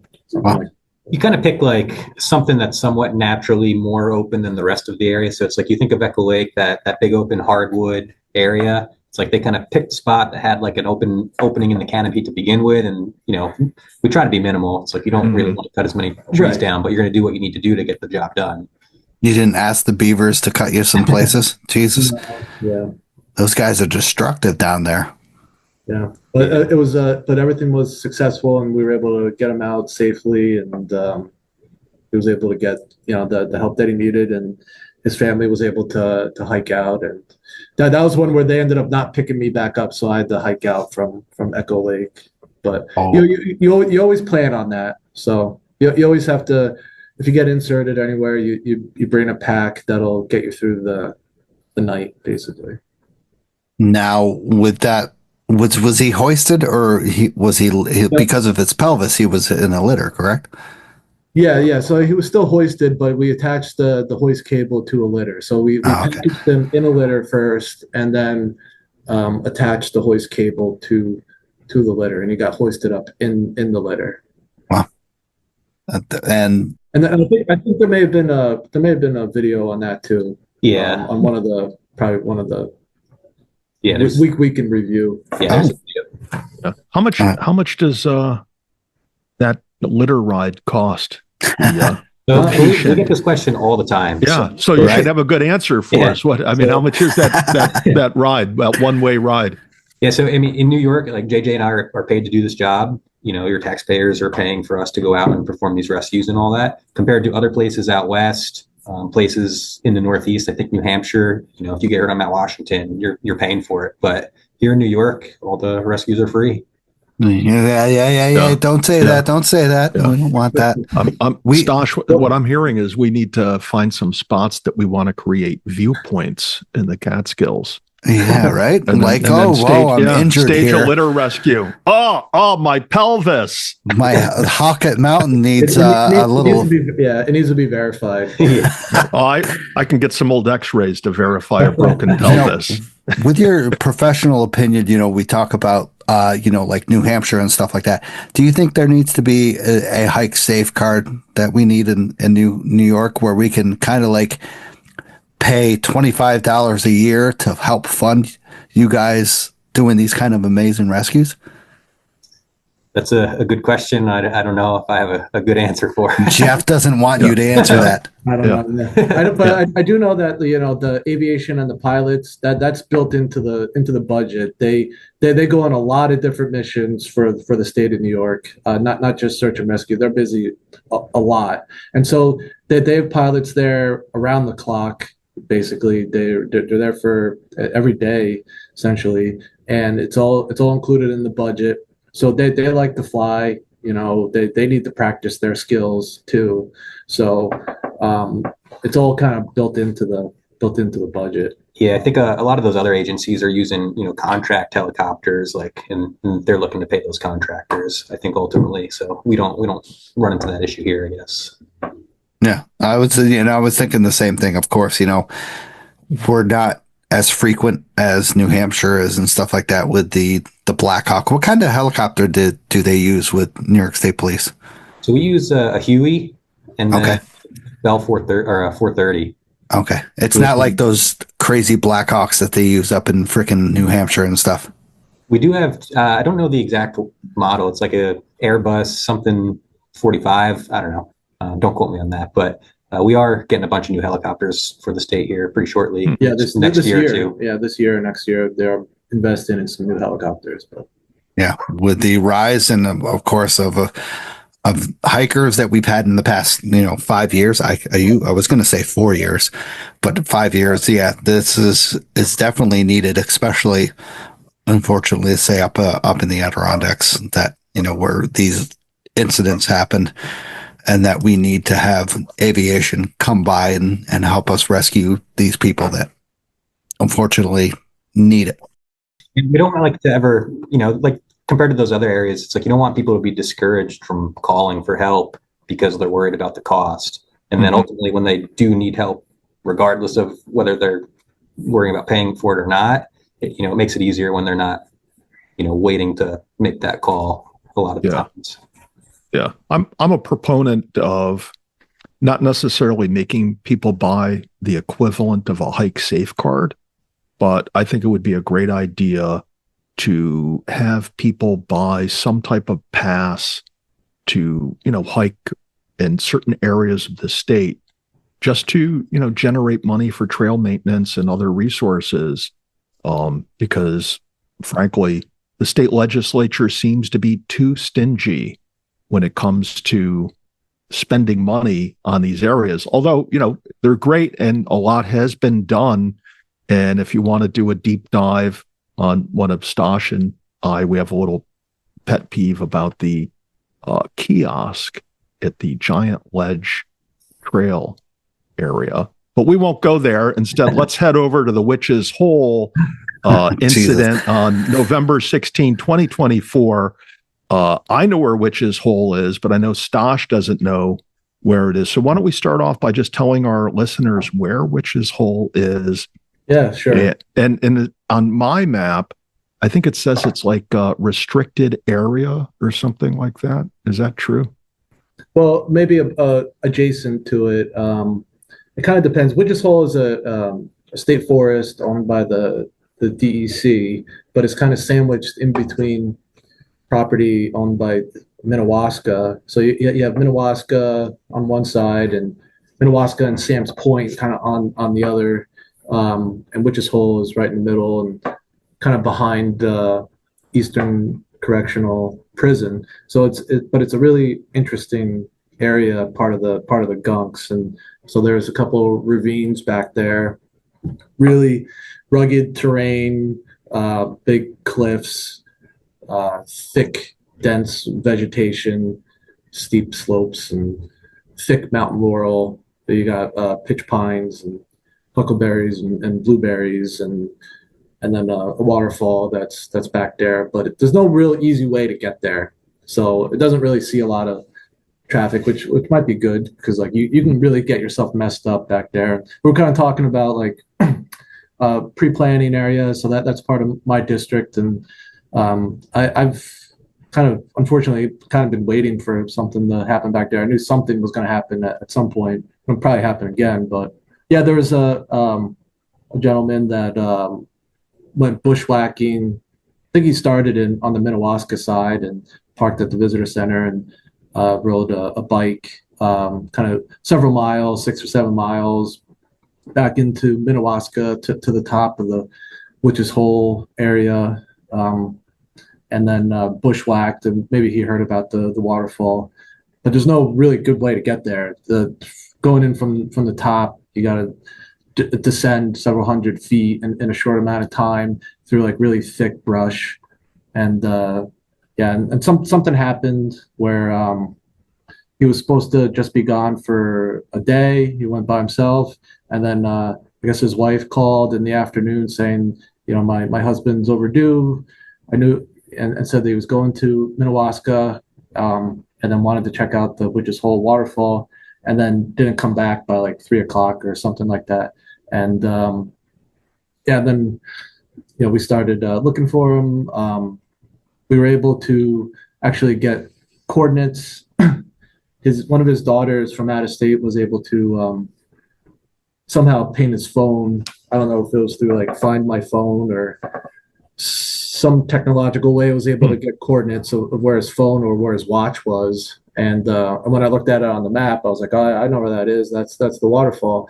And so if it hasn't moved in a long time, either he dropped it or maybe he's injured. Something bad might have happened. And then so we ended up working with parks staff. A couple went in from the top, and then I went in from the bottom of the ravine. And then unfortunately something happened where he got to the waterfall and somehow slipped and fell, and it turned out to be a recovery. And so we had to recover his body from the bottom of the waterfall. Ranger Horn was involved with that, and several of park staff, and it went really, really smooth. We had to set up a rope system. There isn't really a trail to get there, and so we had to like flag a route to get in there, and then package them up, and then get them out on a litter, and set up a steep angle rope system to get them up on a steep part, and then was able to drive them out on parks UTV to the road.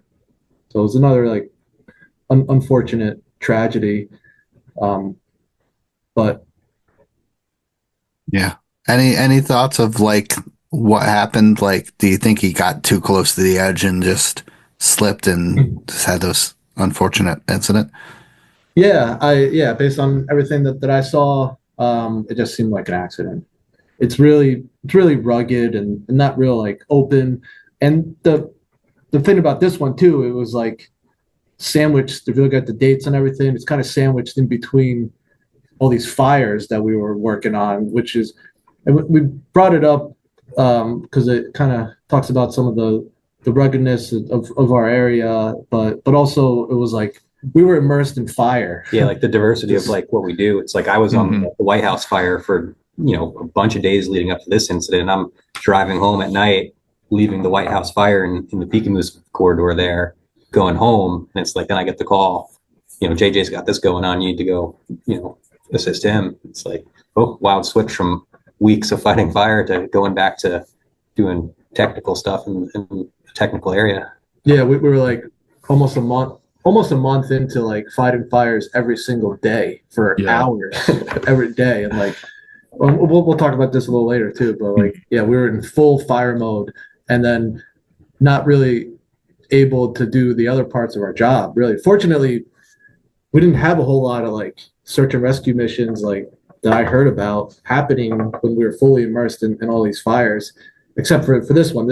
It did happen. We were kind of coming home from one of those fires, and a couple of the parks guys that responded to this were at the Jennings Creek fire too, and then they came to help us out with that. So just kind of like switching gears. Yeah. Now to like Got to be prepared for it all. Yeah.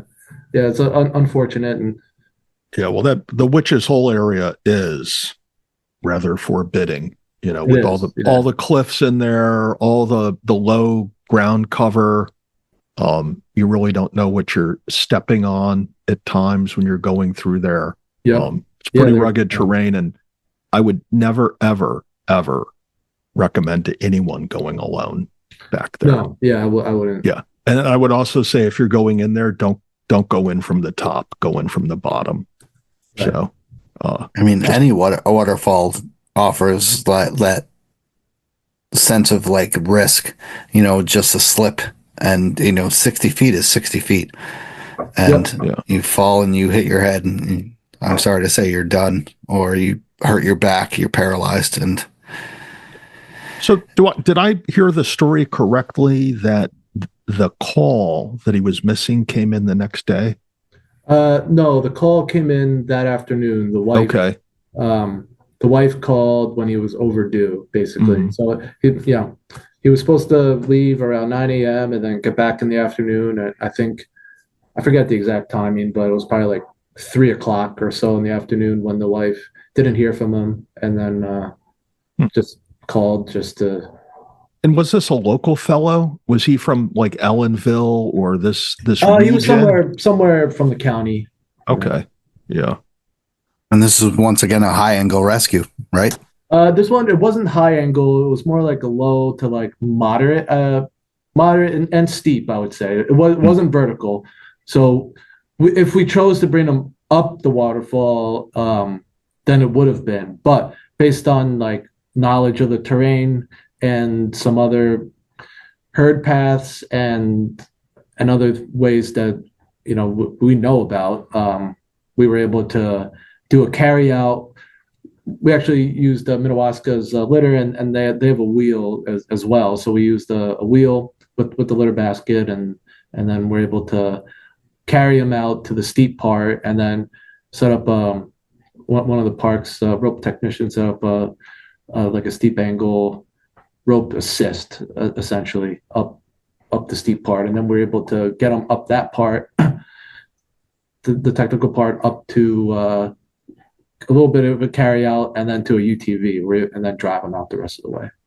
And it kind of highlights, your episode with Ranger Martin and Lieutenant Slade, and there was a clip in there where he had mentioned it's like we always have a mission kind of when we go out and do our hikes for patrol, and JJ mentioned it's like pre-planning, so it's like going into that area, something's going to happen eventually. It's like knowing those herd paths, knowing the particular part of the ridge you got to carry somebody up if you got to get somebody out of there, and JJ does an excellent job in that area of having all that stuff. Like it was so smooth, and like there was no question about where we were going and how long it was going to take and what we were doing. It was it's like having that pre-planning it goes a long way.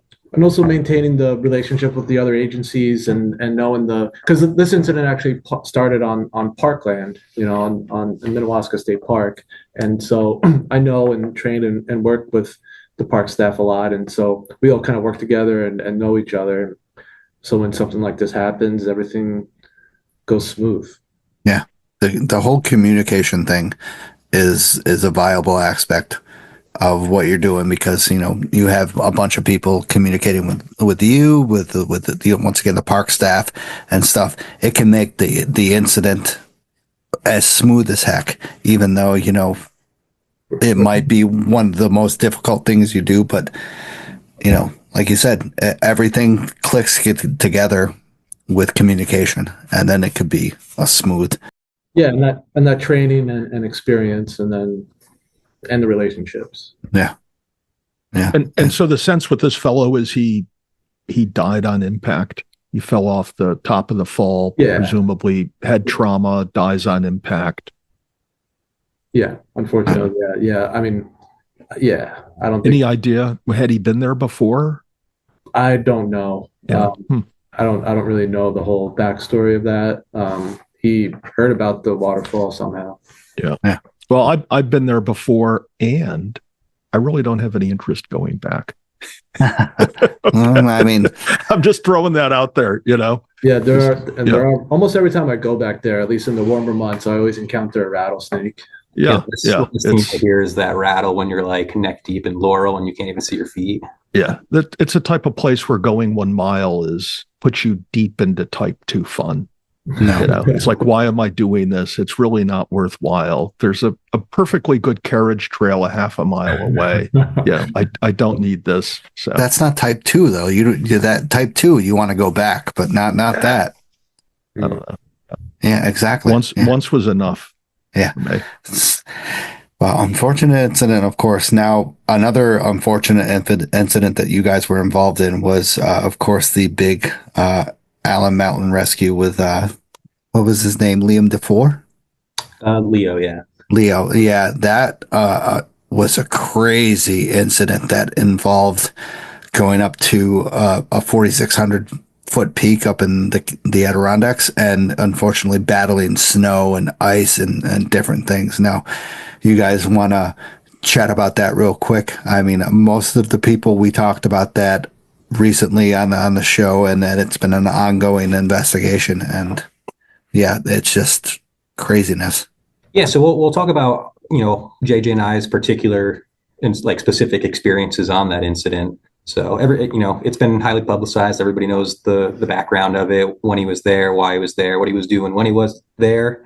So we'll kind of talk about basically what JJ and I did while we were there to be a part of that incident. So it's like, yeah, we're rangers down here in the Catskills, but we're also a statewide resource. So whether it's a swiftwater incident down in Long Island, or, you know, getting called up to a gnarly winter rescue search type thing in the Adirondacks, you got to be prepared for any part of the state. So we got the call, you know, to go up to the Adirondacks, to the High Peak Wilderness, to Allen Mountain to help look for this individual.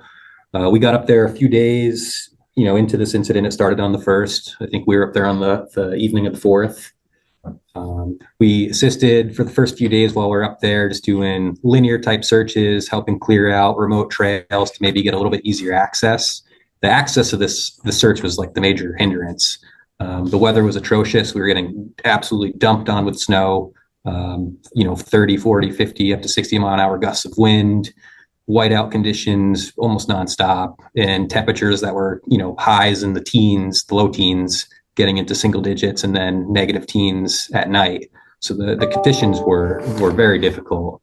So we assisted out kind of in more of a front country / back country kind of day trip type thing, going in and searching and then coming out. And then we'll kind of focus on the experience where JJ and I both got hoisted in to as they had a window for aviation, because the aviation part was very limited. We ended up getting hoisted in and camping out at a backcountry camp at the base of the mountain for a few nights. So we'll talk about that experience. But I mean, it was, you know, blistering cold, winds, dumping snow. I mean, 4+ feet probably from the time that we got into the time we got out in total at the top. So yeah, and the conditions were just getting worse every single day. The structure of the search was highly organized and being run by highly qualified rangers in the command post, and we were coming in just to like help out however we could. And yeah, like Horn was saying, the first day we just did like a day trip essentially, but they're plagued by weather, so aviation wasn't able to fly a lot over there. Ideally, the search tactics would have been, you know, you get inside a helicopter, couple of searchers, and then you get inserted high up on the mountain so that you could search throughout the day, and then get hoisted out at the end so you can maximize your search effort. But they were really plagued by bad weather, and so, you know, even the first day that I got inserted, we wanted to get inserted on the summit, but only got inserted up to like 2,700 feet on one of the drainages, and so that takes a lot of effort to hike up to the summit in those conditions and in feet of snow. You know, yeah, like, this is a trailless peak. I think it's, you know, just about 20 miles round trip. Yeah. It's a difficult area. 8.6 miles from what's it called? the parking area over to the west, all the way up to the top. Absolutely insane. Upper Works Trailhead. Yeah. Yeah. So they were trying to insert us as high as they could, but we weren't able to get inserted that high. And then as I was up there on that day trip with another ranger, there was a storm potentially that was going to be coming in the late afternoon, and high winds with -20 or -15 or whatever with the wind chill and everything. And then once you step off the trail, you're in several feet of snow too, and there's continuously more snow that's falling down, and even between the snow and the wind, even when we were walking out, you don't even see your tracks anymore from earlier that day. And with the spruce traps of kind of walking on the deep in snow, inside of a tree, you felt because you're 3 or 4 feet off the ground. Yeah, there was a particular moment I'm thinking of where it was the first day after we got flown into that camp. So we wake up for our first full day of searching once we got flown in, and we'd hike from the bottom of the mountain almost, just a couple 100 feet below the summit, breaking trail up. And we were at the top of that slide, and we were trying to grid search down that drainage. And I look over at JJ, and he's literally just up to his neck in snow. Yeah, wow. We were trying to go off the trail and then trying to do an area search with there was 9 of us that went up there and kind of spreading out off the trail to see if he went off trail at all. And yeah, I was in literally chest deep of snow. And that was this. You guys do grid search from the top, kind of scaled down and stuff. What was your search tactics? Well, I mean, they were doing a lot of what we call linear searches. We're trying to cover a large area with a few amount of resources and areas that we believe he may have been, but high probability. Yeah, but on that particular one, we wanted to look a little bit off of the main trail, but it was very, very, very difficult. And every day there was more snow that was falling down since he went missing. Yeah. So it was extremely challenging with the snow, with the terrain, the spruce traps, and the weather and the temperature, and we're kind of swimming in the snow ourselves, and then Jesus. You're going to be wet, and then we're putting ourselves at risk for sure. Risk of hypothermia. That was why they built the backcountry camp, and we had a couple wall tents there with wood burning stoves and a lot of firewood. There, a ranger had the assignment of maintaining that base camp to make sure that it's warm, and then we had a warming tent. And then when we came back from the day of searching, we would dry off all of our equipment and make sure everyone was safe. And yeah. Where was the camp located? Adjacent to Allen Mountain, north, south, east, west, elevation, stuff like that. It was kind of off the main herd path going up to the mountain. It was kind of an old forest road type thing that was broken off of the herd path as it starts to work its way up the drainage toward Allen Mountain. So we're not basically kind of right off the toe of the slope of the mountain. And how do you set this up? Was it like tarps and stuff like that, plastic, ply? They actually, I think they hoisted in when the weather was favorable. Yeah, there was an opening there and a flat area. That was why they selected that as the spot. And then they hoisted in wall tents that we constructed out there. Wow. So kind of pre-made wall tents that can accept a stove. And so we had put together two wood burning stoves with 2 wall tents and firewood. Why don't they explain they bring these details to the DEC, stuff like that? I've never heard of that. That's phenomenal to have you guys kind of have that safety while you're up on freaking. They provided a lot of good safety. We try to look at, you do a risk analysis when we do all this, and we mentioned before, we want to make sure that we're safe and we're going home every night to our families. We accepted this backcountry assignment. We knew we were going to be out for multiple days out there, but the incident and the rangers managing it mitigated as much risk as possible Yeah. for us, and it was good. And It was very extreme and difficult. Yeah. How many nights were you guys up there?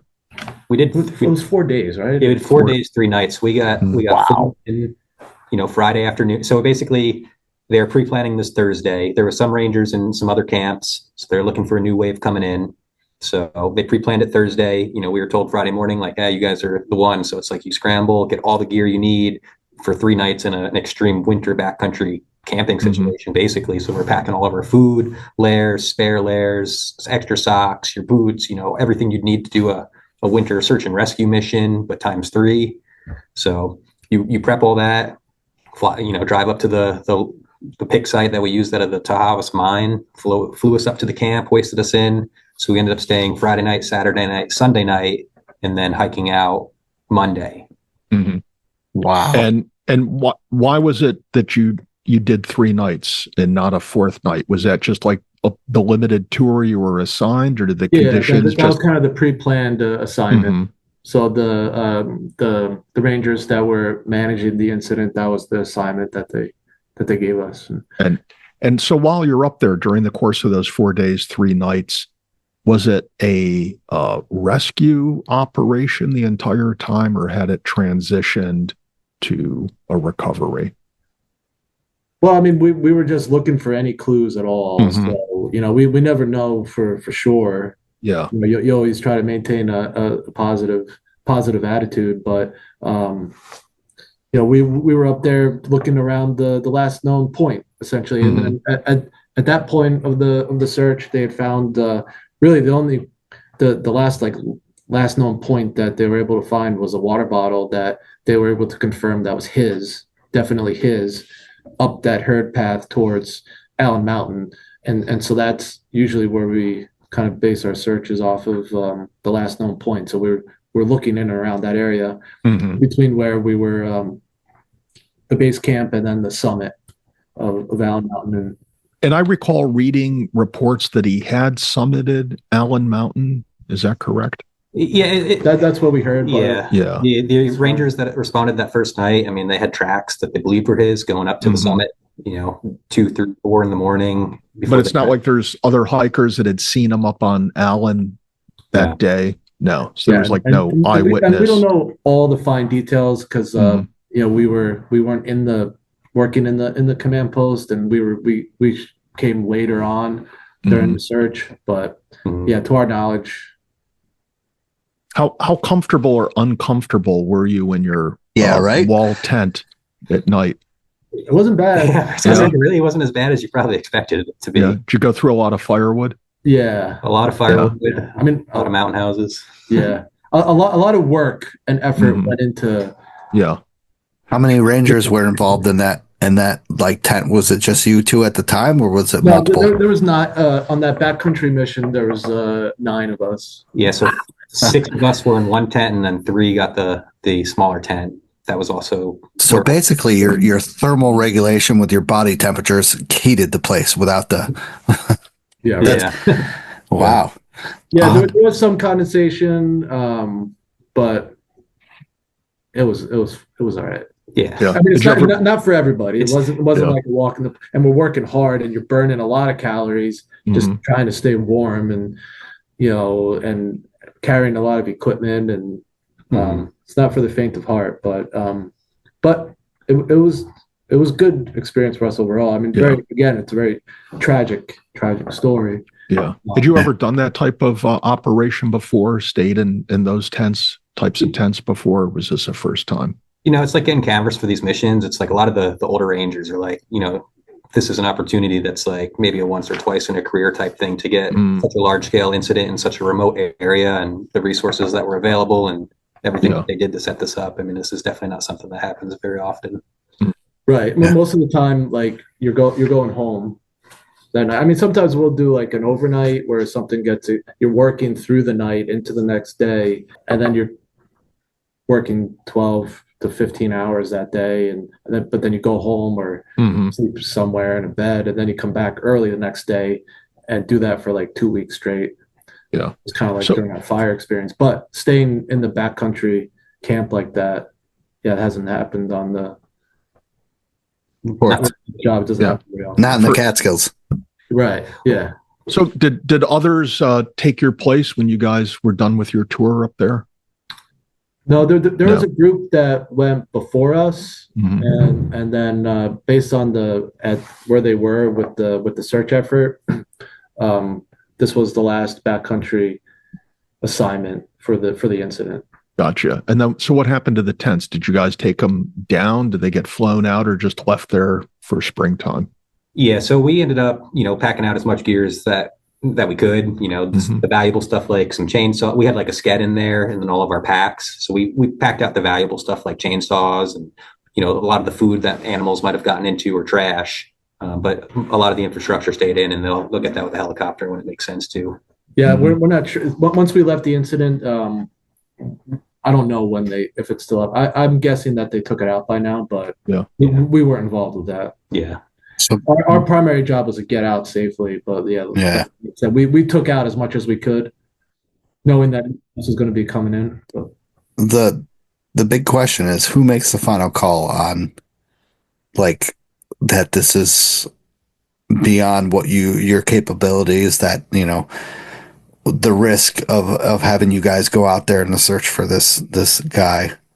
Yeah, I mean, ultimately, it's up to the incident commander of That's what I thought. Of the incident. But nobody exists in a vacuum, and the incident commander is not sitting in a room by himself or herself. It's a joint. It's always a joint effort, but it's going to be the incident commander and then the other staff members that are involved in the command post and supervision. And usually, if it's a unified command, the agency representative for each major agency that's there. So it's not only one person, but. That's I mean, every single day there was more and more snow, and the probability of detection was really low. Yeah, and that's God. I'm trying to think of what it was, what it's called when search and rescue that you do, that just like where you kind of I wouldn't say give up. No. Limited continuous. Yeah, it's called limited continuous. Yeah. And incident command, I got to admit, is a tough task to do, because you are kind of like the person that is in charge of everything, and once again, you rely on like your thoughts and stuff like that up on the mountain, of where you're like, hey, the risk is not worth it. Let's call it off for this day, maybe extend to another day and stuff like that. So they have directions flowing at them all the time. It's just absolutely insane. Yeah, it gets pretty complicated. So, amazing that you guys went up there and did that search, because it's absolutely insane. So we're talking about, let's go on to 2025. We're moving on 2025 now. So Buttermilk Ravine Ice Rescue, this ice climbing rescue. So you want to chat about that? Yeah, sure. We'll chat about that one. So that's another incident that JJ and I were both on. So it started out again in Region 4. So Rangers Dawson Peterson were actually right at that trailhead. They were kind of conducting their own training just across the road, and they heard the call over the county 911.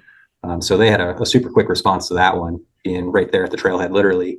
So Ranger Peterson, he took a run up that trail and made first contact with that individual. All of us Region 3 guys, we were actually just over the hill right by Phoenicia, so we're super close and had a bunch of resources real close by, a bunch of us being rope techs with Ranger Stratton, Ranger Martin, and they requested the rope techs because it started out to be kind of like it was going to be a real technical rope rescue to get him out of that ravine. And ultimately it ended up transitioning to a hoist rescue due to the terrain, the safety of the rescuers trying to get him down, his safety, the conditions getting colder, the ice. So yeah, and he was pretty deep in there. From what it sounded like to me is he's a very good ice climber. And then it was like a 7-pitch ice climb up the Buttermilk ravine. So it's 7 pitches up, and then he made some mistakes, and everybody makes mistakes, but he was climbing solo.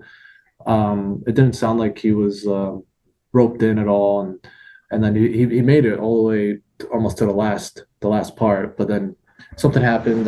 He had bad ice or something, and he fell off the 7th pitch, like 40 feet or so, and then ended up breaking his ankle and his wrist, and maybe more. I don't know the full extent of his injuries, but definitely his wrist and his leg. But then, so he called himself. Well, that's the other part of the story too. Okay, another kind of mistake. He got ultimately. He was very, very lucky. Aside from falling, everything else like worked out really well for this person, because he didn't have a phone on him. He left his phone in the car, I believe. So 2025 or 1960. Yeah, maybe he just forgot it or fell out of his pocket or something. But so he didn't have any means to call for help, and so I mean, a testament to him. He like with a broken ankle and a broken wrist, he started rappelling down the ravine and like down towards the bottom, and then but he also got lucky because there was a group of ice climbers that were climbing up towards him and then found him. And some of them, I believe, were from out of state and happened to be EMTs. Like, exactly. They were like out of state fire department guys that were EMT qualified. Yeah, so he got lucky, and then they ended up calling 911 and getting the wheels rolling, and then helped him, and then like splinted him up and stayed with him until we got there. And then Horn and I, our role was more like the rope side. At the base of the ravine to try to get him out, and the other rangers were with him, and then just based on the totality of the circumstances to try to set up multiple rope systems to get him where he was to the road. Yeah, we opted to do the hoist. Yeah, there's a pretty good video of that. Yeah, DC is posted as well. Yeah. The GoPro footage from the Ranger crew chief's aviation helmet. Yeah. So what does it mean when you say he wasn't roped in when he fell? Well, I wasn't there. I wasn't at that site when he fell, but I know that he was climbing solo, so there was no one belaying him or. So we didn't have a screw up top ahead of him. Yeah, I don't know the exact circumstances. Yeah. I wasn't there to verify, but I know he was there by himself, and so there's no one belaying him. There are some circumstances where you can try to like self belay, do that. So I don't know if he was doing that or not, but it didn't sound like it. So yeah, he made some mistakes, Yeah. Unfortunately, it could have been a lot worse for him. Yeah, I know a fellow who in the gunks all the time goes climbing solo with one of those self-belaying devices.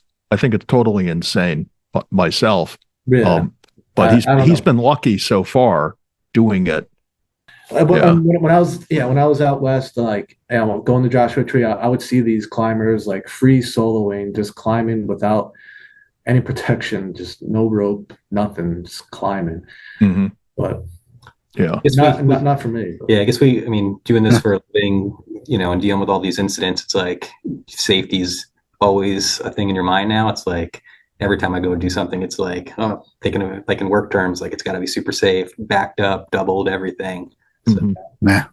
But with ice climbing, I've never done it. I talked with my friend about it on, I think it's like episode 101, and just being solo.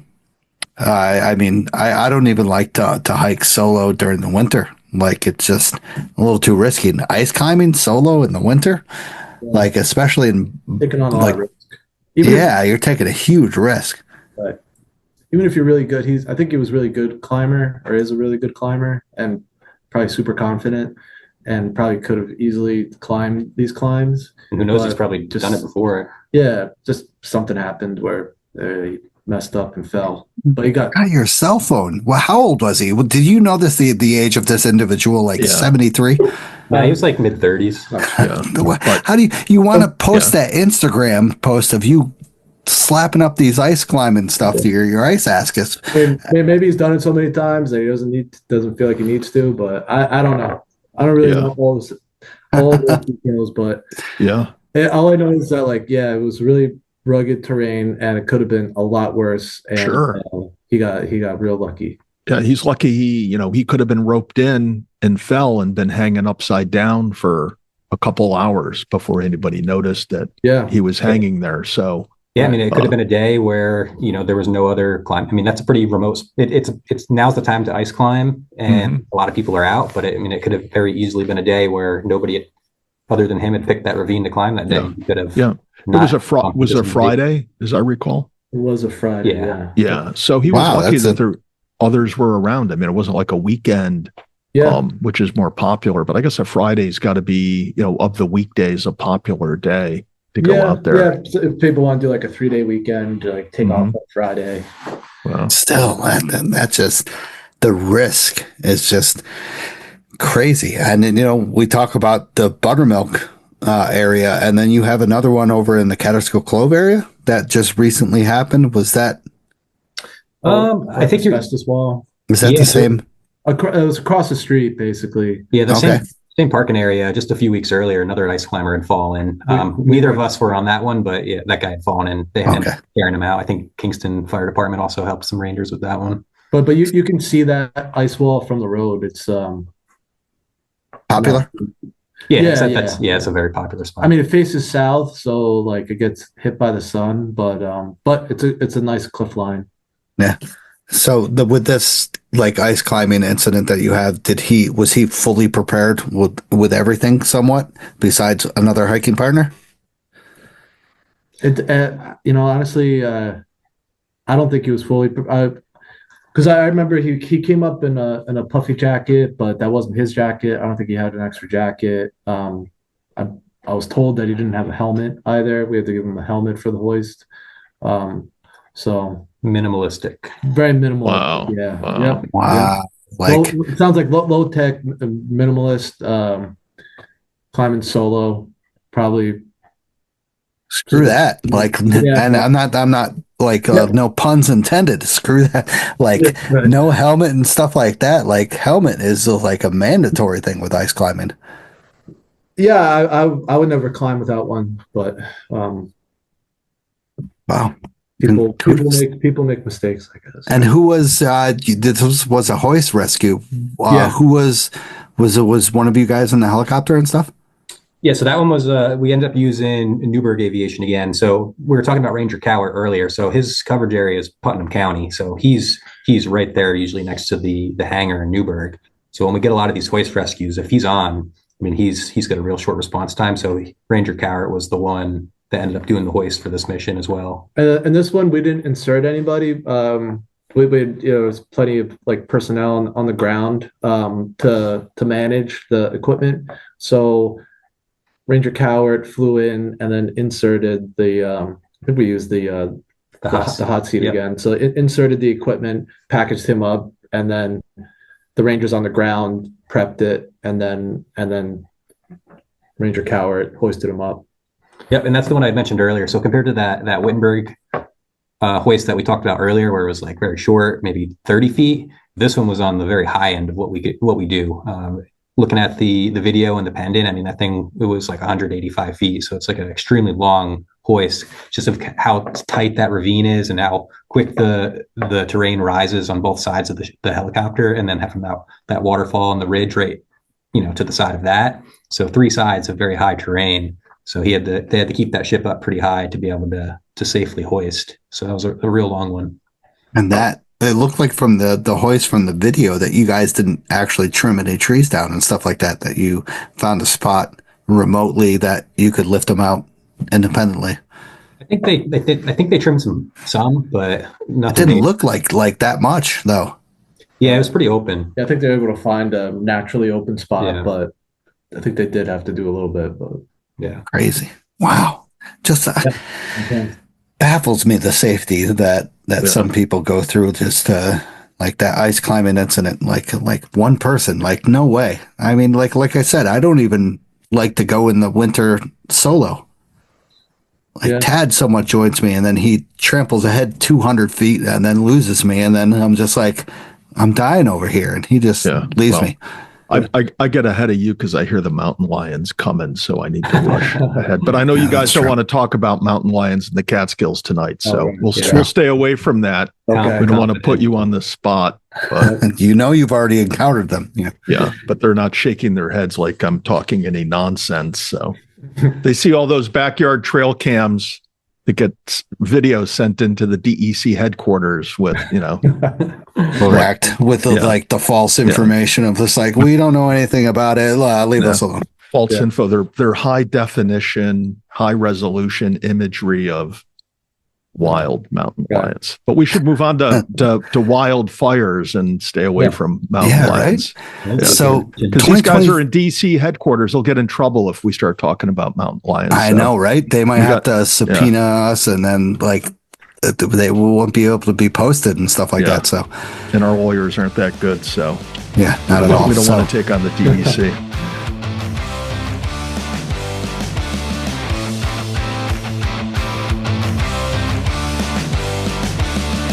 Hey everyone, I just want to thank you for listening to the show. If you enjoyed the show, subscribe and throw down a smooth review on Spotify, Apple Podcasts, or any podcast platform that you use. You can also check daily updates of the podcast, hikes, hiking news, and local news on Facebook, Instagram, Twitter, and the official website of the show. Remember this. You gotta just keep on living in the Catskills, man. Livin. Wicked.